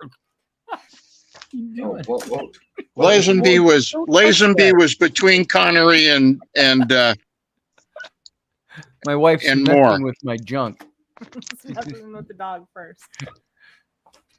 So you can turn your camera off. There you go. Yeah. Yeah, but no, Timothy Dalton. It's all under the table. Yeah, that's there you go. Like I said, our British input here, Timothy Dalton, because he's in some of the Doctor Who episodes. And I went down the rabbit hole of watching Doctor Who, and I really liked. There it is. Wendy got it. Timothy Dalton. I can't remember what his name was, but it was like the second Doctor that I watched. The first Doctor before he morphed into the second one. Right. And I really liked him, but this other Matt Smith guy, I just don't have warm and fuzzies about him as being the Doctor. I'm like, she said, "Oh, hang in there. It gets better." I liked. I'm just bad with names this morning. The more recent Doctor before the woman, older guy. Come on, Wendy. Why am I skipping on his name? I've known him since he was in Local Hero in the early 80s. I've seen him through movies. John Penman talked about it. John Penman went out to lunch with him and William Shatner and a couple other guys from Star Trek. They were all sitting at lunch. Peter Capaldi. That's it. And they all went out to lunch together one day. Think about that. John Penman called me it was a few years ago now. He was doing one of these conventions because all the Star Trek guys, starting with William Shatner, started buying his fedoras. Only because you brought it up. Is Penman even alive still? He's alive. Do we have Penman, confirmation? We do. I have talked to somebody on, I don't have much information. For those of you who've wondered, all I know is what was passed on to me, that John Penman he dealt with some very serious illness. I wasn't told what it was. I wasn't told it was cancer or not cancer or something else. Very serious illness. He had somebody very close to him, I guess, die, a couple of friends. And he just, because he got sick himself, he got off the scene. I think there's probably somebody working with him doing Penman hats. And because Penman hats is still there. And I just very recently had a conversation. And this person even said, I don't even talk to John much. He says, but I think he's running his business and doing hats. And he said that I said, well, pass on a message to John for me. He says, I'll do that. And so John is he's alive. We all wondered if he had died. So he just a couple of years ago just disappeared off the scene. And so think of John Penman, keep him in your mind. I don't know what state he's in right now as far as, state of wellness. I don't know how detached. I don't know if he's going to do a comeback or not. I don't know what's going on with him. So that's the latest. And that's all I really know about John Penman. But one day, 4 years ago, maybe, he called me and he said, and he's almost whispering into his phone, okay, Michael. And he said, Scotty, you won't believe where I am. He says, I'm sitting at lunch right now with William Shatner, Peter Capaldi, Brent Spiner, who played Data, and I think a couple of other people. They were at a convention, and they all bought hats of his, except Peter hadn't bought a hat from him. But he got invited to lunch, and they all went to lunch together. He says, I got invited to sit at lunch with these guys, go to lunch with them. And so that's pretty cool. You are not a true Whovian until I got to blow that up. I'm gonna head out of this conversation. All right. Have fun. I just wanted her to Good to stop. see you, Rainey. Been around for a while. And not to be like I've been raising kids for the last 14 years, so I don't get to watch TV very often. Yeah, right. Sometime we'll have to talk about raising kids. Right? We do all the time, Ow. but let's do it. No. Okay. Have fun. I'm touching her butt. Hey, come here. I love you. Bye. Yes. I got a kiss. I'm the luckiest kid in America. Bye, beautiful. Bye. There we go. Let's refocus that. Oh, we can do that. Rainey doesn't like my new background, she said. She said it's too dark. Maybe we should go back to the old background, which is on that wall of the studio over there. So we'll see. Well, you do have 3 days a week and a Sunday. I do. So we'll have to see what we can do. So. Oh, did you see what you were when you said that you met David Tennant recently and his agent totally Oh, I controlled him? like him, by the way. Yeah, there should be a picture on her Facebook of her with the car and him and Mark. But he still looks like he did, when he did the show, Sure. And like I said, I'm getting really, really into the whole Doctor Who scene. I want to build a TARDIS in my yard because the Doctor comes out of it. You pop out. I was always the Doctor. I was always a Tom Baker fan, but that's going way back. That's I think my college days. Tom Baker. What was it? William Shatner first started on. What was that? Was it Alfred Hitchcock? Oh, it was. No, what was it? What was that? He was a bit actor on all these different kinds of shows. Twilight Zone he was on. Yeah. He was in a few Twilight Zones. Well, 2 that I know of. The one with the monster on the wing of the airplane. Yeah. And then the one with the little fortune-telling thing at the booth in the diner where you put in a nickel or a penny or something and it would give you a fortune. And he was a skinny little kid back in that one, almost in his 20s. Yeah. I just saw a little brief clip of an interview. They're doing a new documentary on William Shatner and a film company, and they've made a lot of to-do about it. And I saw something where he was talking about, and a lot of people don't know this about William Shatner, that he's Jewish. He was born in Canada. He's Canadian originally. And he talked about growing up after the war and even during the war, their Jewishness and how that. And so it's very interesting stuff. They're going to get into some interesting things with him. So let's see what's Sarah saying. All right, guys, take care and be safe. See you, Sarah. Tennant and Capaldi grew up as fans and both wrote into the BBC. That's cool. I liked David Tennant a lot. I like him a lot in general. So I thought he made a great Doctor. I did like Eccleston when he played the Doctor. I don't know if you're familiar with all these, John, or not, but or Doctor Who even. I know who. I don't know him a big Who well, fan, but I watched it, so yeah. I couldn't name every Doctor and stuff like that. I knew Tom Baker. I knew David Tennant. Loved Peter Capaldi in the role, and maybe knew 1 or 2 of the other ones, but not by name off the top of my head. So I saw a movie recently from 60, a British sci-fi, and it wasn't Whovian in any way, except that the special effects of the alien robots showed the British penchant for the really cheap special effects. Sure. And in the movie was called, and I watched it because of the title, The Earth Dies Screaming. I thought, oh, I've got to watch this Gotta movie. watch this one now. Yeah. And it started out with a guy pulls up into a British village and gets out.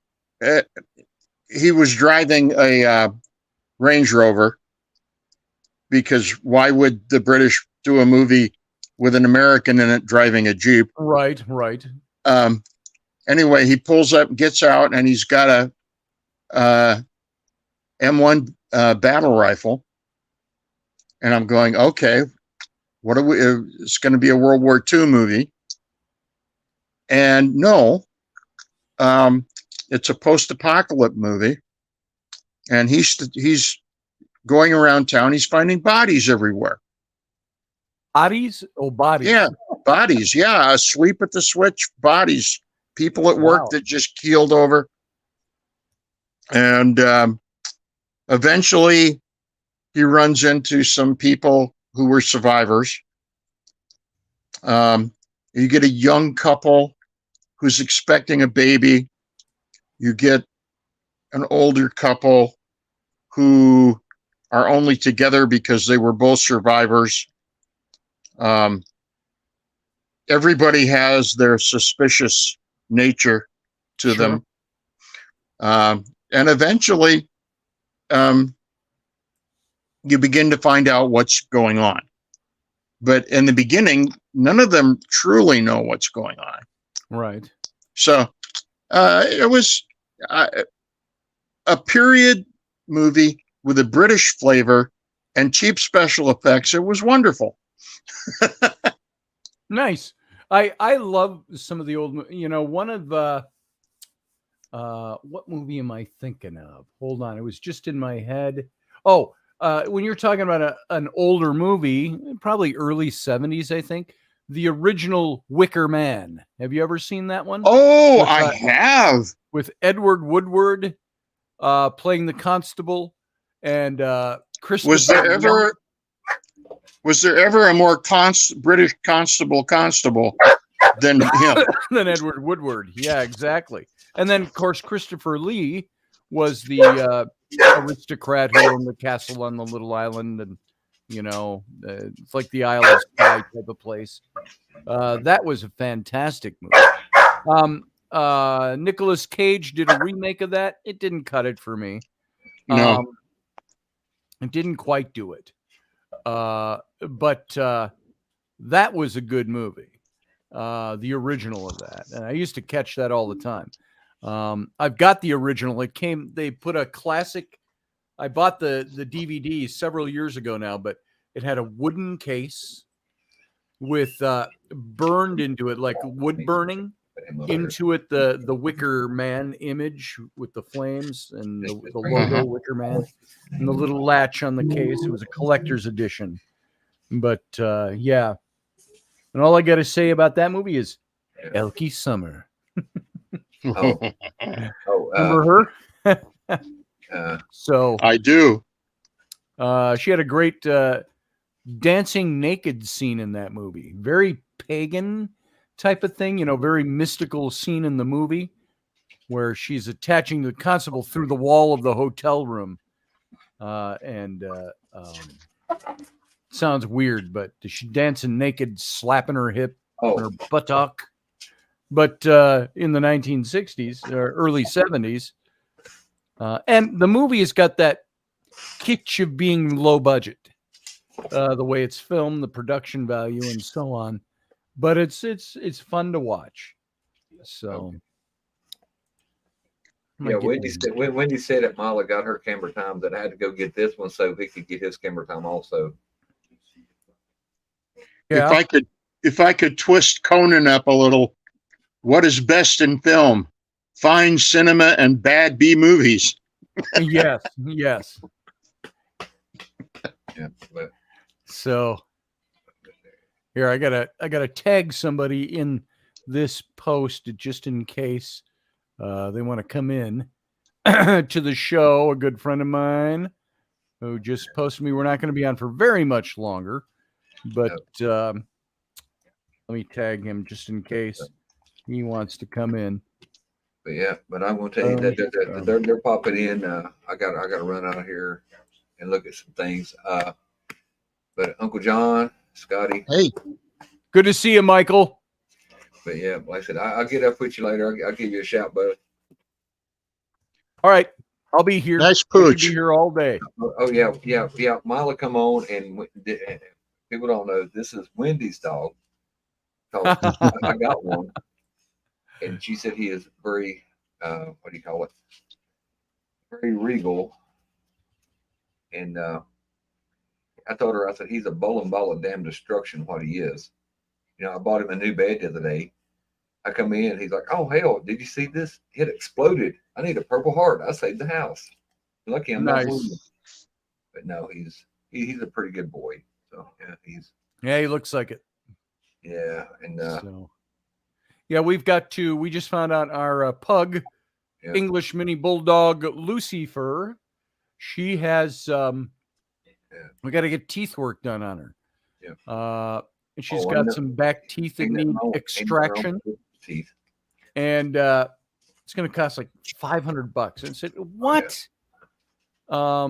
And so because of her, she's only 5 going on 6 years old, but now they said if you wait for another 6 months, it'll probably cost about $750, because then she starts getting into that category of being, beyond middle age or something like that for a dog.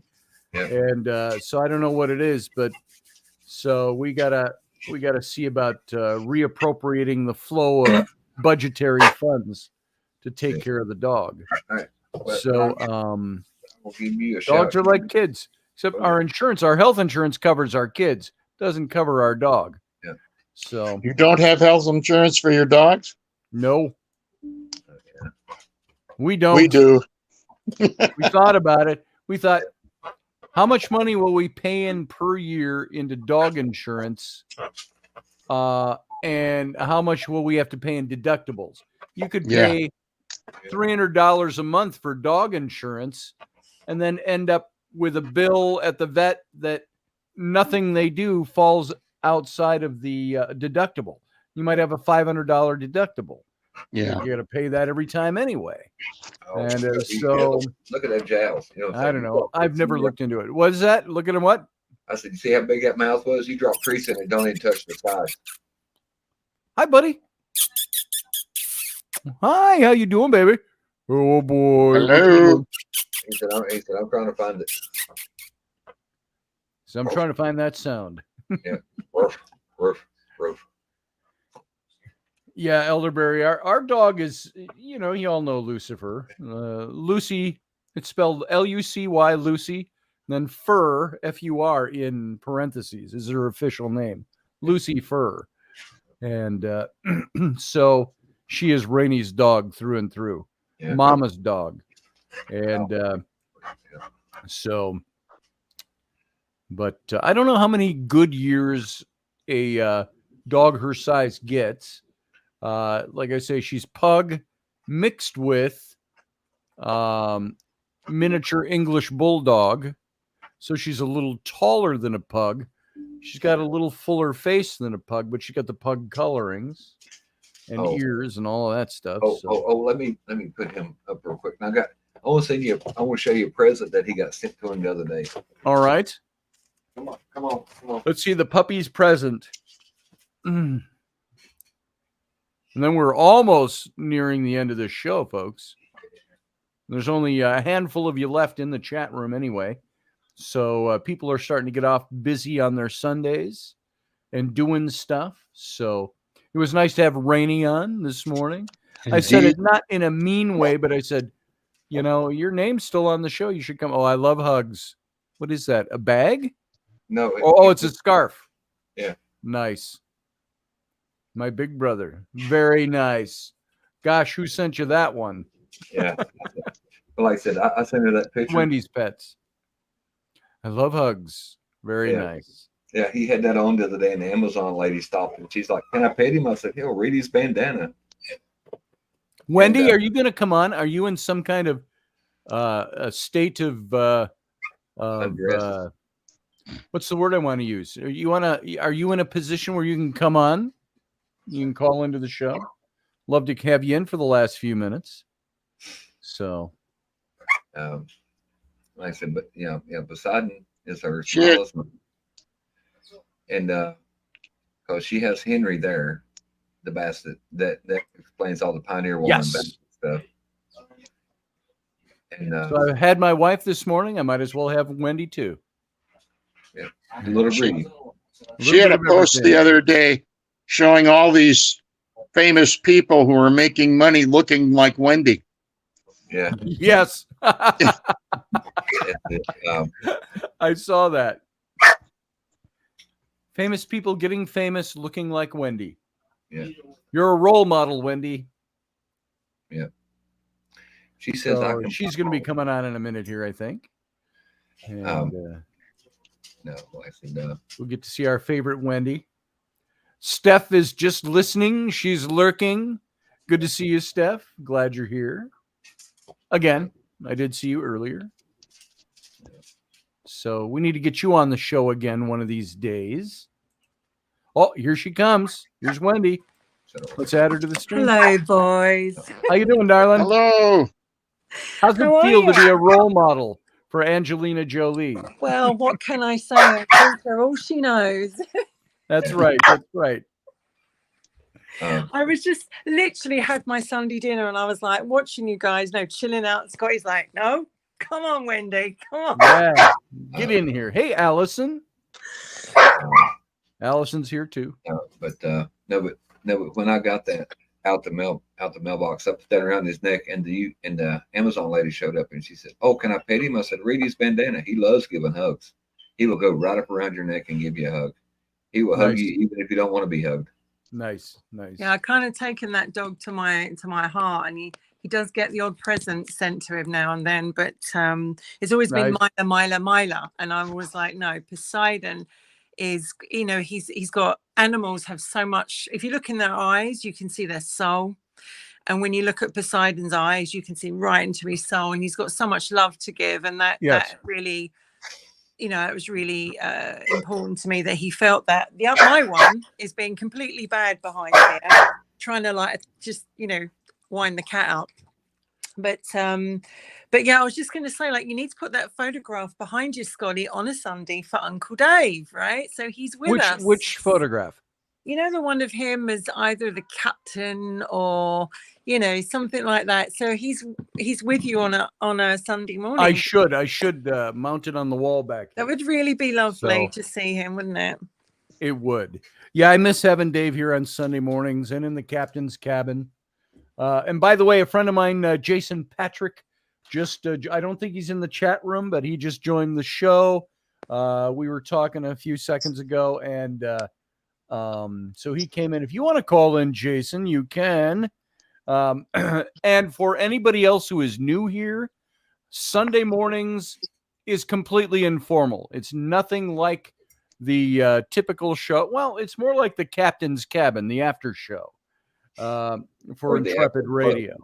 I actually might have to do Robertson early because I have to be up super early for my operation on Wednesday. So I think we have to pre-record it, or we're going to have. Wendy and I might have to do a pre-record for Robertson this week, which airs on Tuesdays at. Let's see. Hold on. Jason is saying here. How would I do that, Jason? Here, I got it for you. Hold on. I'm going to send you an invite link copy, and I'm going to send that to your messenger right now. There you go. Boom. But make sure you turn YouTube off in the background before you click it. Yeah. And so that'll get you right into my channel. I'll see you pop up, then I can bring you in. And Jason is one of those guys. I've said I met him back in 2009 or 10 in Cooperstown, New York, at a Ghost Hunters event.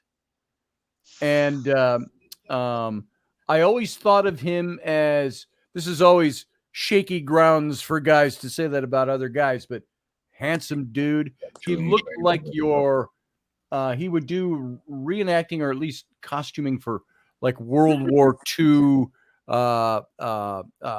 Army. You know, he had the uniform and all of that stuff, and he had the hair for it. You know, the swoopy hair that the good-looking, stone jaw-lined, guys that we would see in the movies playing army dudes. And he had that look about him. He put the hat on and cock it off to the side, the hat with the bill, the officer's hat, and all of that. So he is now making. I'm trying to talk him into it, making some Indiana Jones hats like John Penman did. And so he showed me some pictures this morning of one he just put together, and it looked pretty darn good. So maybe he'll give us a preview of that thing on his head if he calls in here. Hey, I need one of those. I need me get in here for my travels. So Elder Barry says, stop chewing my nails, but actually I've got to take them all off. For the procedure, yeah. Because although they're my own nails, I have gel over them to keep them hard. And they're like, oh, you've got to take them off. And I was like, what? And they said, no toenail polish either. And I was like, but my hand, no, you got to take that off. And no makeup. Well, that was it. I almost had a mutiny at that point. I said, well, I can't even wear a bit of lipstick. And they're like, you got to get makeup for surgery, I know. I mean, I hate the thought of surgery because being made unconscious deliberately it just doesn't feel right. And I panic and I don't like to lose that control. And also, you wonder, am I going to come round? Are they going to starve me of oxygen? All those horrible thoughts of anxiety that come through your head. Then they got the spinal block option, and I'm like, oh no, I don't fancy that one. To be with my not being able to move my body for a period of time, I was like, no, you're just gonna have to knock me over the head. But that's why I think, because I have to be up at 5:30, I think we better. And I'm trying to think when we can pre-record. Here's Jason, by the way. We need to pre-record it. Oh, there Lord. He is. The most flattering imagery of me, I'm sure. That's yes. There's my friend Jason Patrick. Hi, he has Jason. never been on the show before. And, hello. Jason, I will forewarn you, this show is a grossly informal version of Intrepid Radio. We just do it. We've been doing it Sunday mornings for 3 or 4 years, something like that. It's just coffee time on Sunday mornings. We talk about shit and fuck around, basically. So. Nice. That is a bright shirt. That is a bright shirt. Trying to mess with my volume settings here. So if you ask me something or whatever, I can't. I can do a quite hear you very well right now. 1, 2, 3. Testes 3, 4, 5, 6. Now, are you charging Grumpy every time that goes past for points? What's that? Every time. When he goes, yeah. You need to start charging him royalties. Like, going, I put that on just kind of lightheartedly the other day at the end of my scroll bar. Buy Grumpy Stack Tires. He's located down north of New Orleans by an hour and a half-ish, 2 hours, something, but down in Louisiana. Here it is. Here it comes. Buy Grumpy Stack Tires. There you go. So, Jason, what's going on? You're making hats now. I'm dabbling with it. Yeah. Yeah. Do you have it nearby? Can you put it on your head? Can we see it? Yeah, let me go grab it. All right. I was singing your praises as being when you used to do the World War II look, and how you had that look. You captured that World War II era movie star look. And, all right. Don't judge the mop on the top of my head. Yeah, there it is. I'm judging right now. I'm judging. There it is. He just made that hat, folks. Look at that. Awesome. Thanks. Yeah, no, I like many an indie fan out there. Yeah. Trying to get the quintessential emulate hat. Yes. And so that's kind of where I started messing with my this. My friend John Penman had done when he started doing his hats. You can keep that on. It looks good. 15 years ago, something like that. Disabled firefighter, and he found that this was a way. He started making the almost Stitch Nazi quintessential Indiana Jones fedora. And he went to some of the old dudes that made them for the original movies and got some pointers on how to do it. And he did everything very vintage and made some phenomenal hats. And I don't have a Raiders hat. You've all seen the hats I have, but Penman does some fantastic hats. And his just to put this in your back of your mind, his Indiana Jones hat, if you go with the beaver felt on it, well, his hats can, garner $600 to $700 a piece. So they're a good hat and they will last you forever.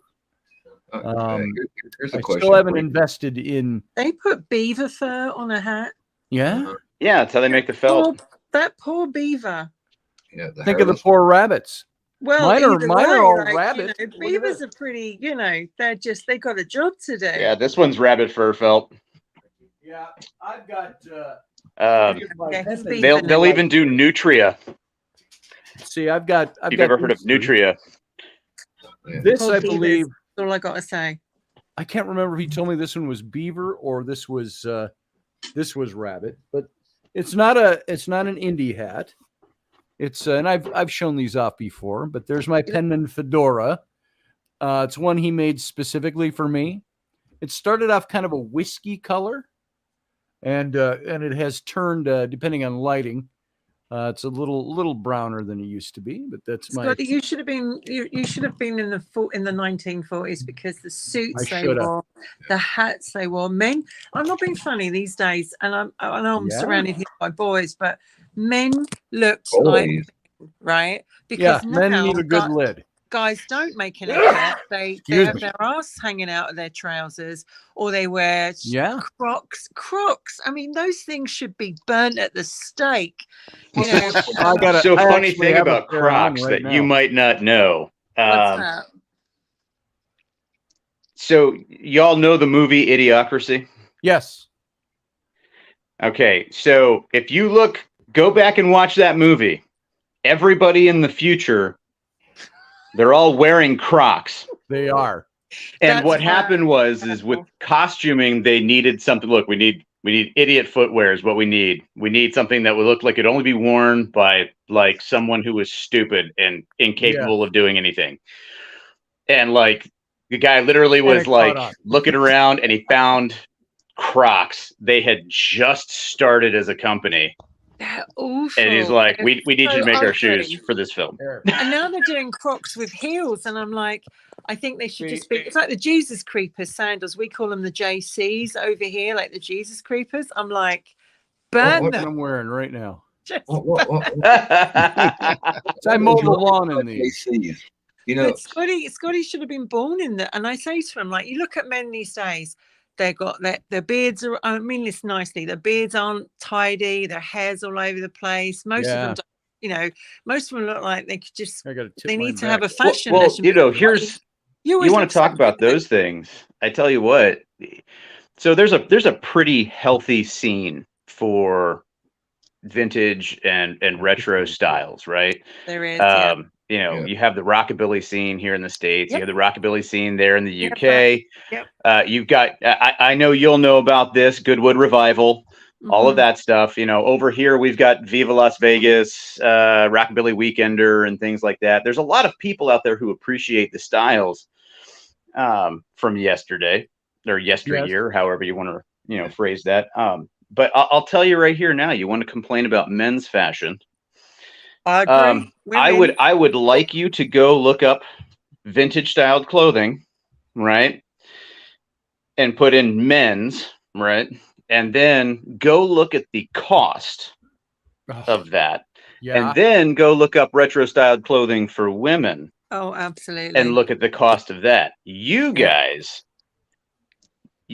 I'm sorry, but the battle of the sexes when it comes to vintage style clothing, women have it beat and us guys are getting just crapped on everywhere. And you know what? If I was good with a sewing machine, I would start my own revolution. I'm completely into the retro. You should.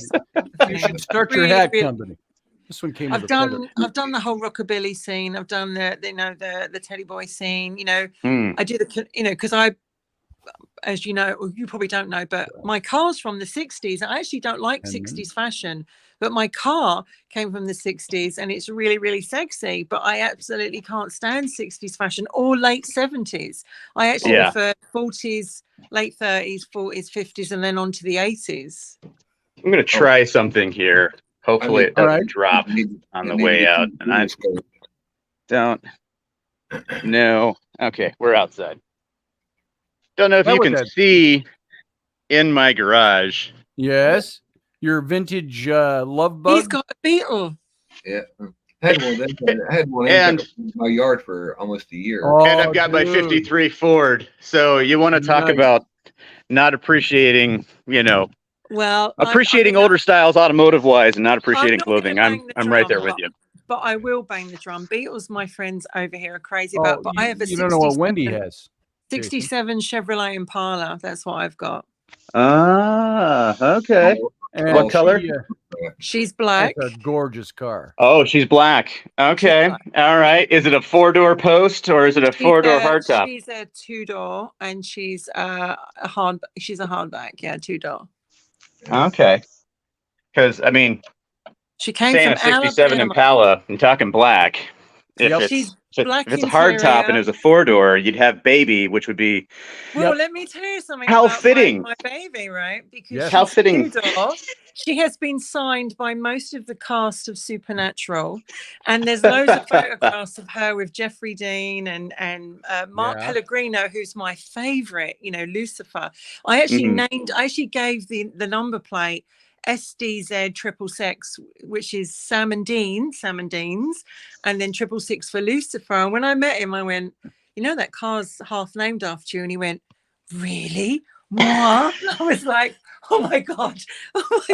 That was the only time I felt like I was going to lose my cool, was when they said, oh, Mark Pellegrino's here. And I was like, just need a drink. But it was, she's such a sexy car that regardless of anything else, like, cars are sexy. And I didn't find 60s fashion sexy, but all the 70s, bell bottoms and those tiny little tops with the the huge bell bottom trousers, not attractive at all. Not. You ever listen to Dennis Leary's stand-up? Yes. Yeah. You should. If you ever get the chance, listen to his whole thing about bell bottoms and why bell bottoms came about, and he's basically it's narcotics is his explanation for it. So here, this is we were working on logos for Wendy's car because she rents it out and then she uses it she brings it to shows. This was one of the preliminaries. We didn't use this logo, but it's her car. Here we go. There it is. Oh, there you go. That wasn't the one we used. That's not the one we used. No.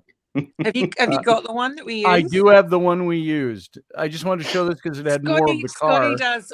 I just tell Scotty, this is what I've got in mind, and I send all this stuff over to him, and he turned it into an amazing logo. Wicked Women. He did the Charm Coven and also the Dark Huntress. Very talented man. Oh, this is your car right here. This is the picture I took this from. This isn't the final logo. This is just the photo. Spent something like $30,000. Yeah. This is the photo I created the logo from, that original logo, which we didn't use, the one that's showing right now. Here's the photo. No, that's not the photo. But that's her. It's close. It was the same photo shoot, I think. There she is. And then I have one more picture I'll show you of the final logo that we did for Wendy's car. Amazing logo. It's on all my business cards. It's on all the magnets, all the pens. There's going to be cups and T-shirts and stuff and everything coming out for the Dark Huntress. So this is the one from the front end of the car. Yeah. The one I'm going to show now is even on Robertson. There you go. Yeah. So there you go. Too, so. I don't know, Scotty, if I decide to start making hats, maybe I should I should hit you up because You You should make me an He's indie hat, and I'll do you a logo.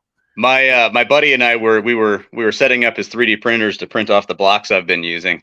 Yeah. And we're like, he's like, well, you know, you got to come up with a company name. And I'm just sitting there. I have no idea. I'm like, I don't know, man. Just because he's going to write it on the bottom. You know, he's going to put it into the 3D printing STL file. And he goes, well, if you put yourself in Scotty's hands, you know you're in for a good time, because Oh, hush now. That's this our man little goes beyond the Call of Duty.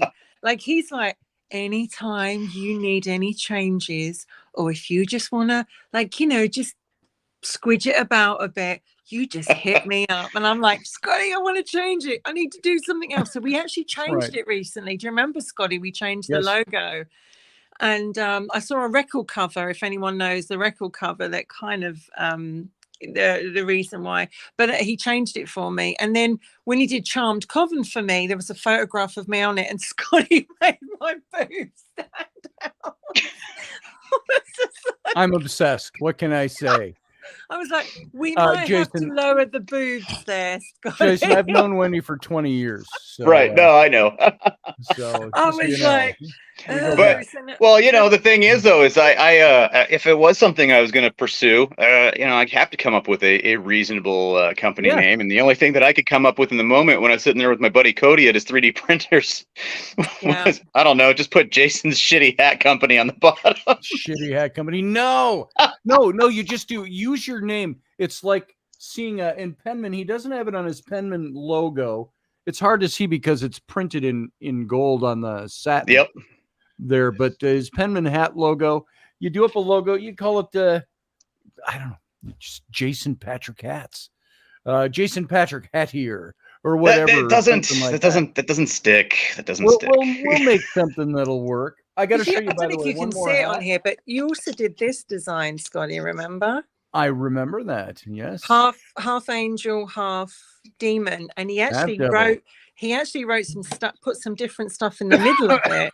Which only really Scotty really knows about, actually. But he's such a talented guy. But everybody they were taking that card and going, it's wicked. So, you know, Scotty's very talented. And women, I've asked him to. And I'm a good artist too. Well,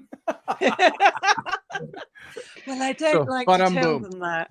I mean, I spent a weekend hanging out with him at the Otasaga Resort, and then next thing you know, I'm buying his book. I mean, what do you, after telling jokes with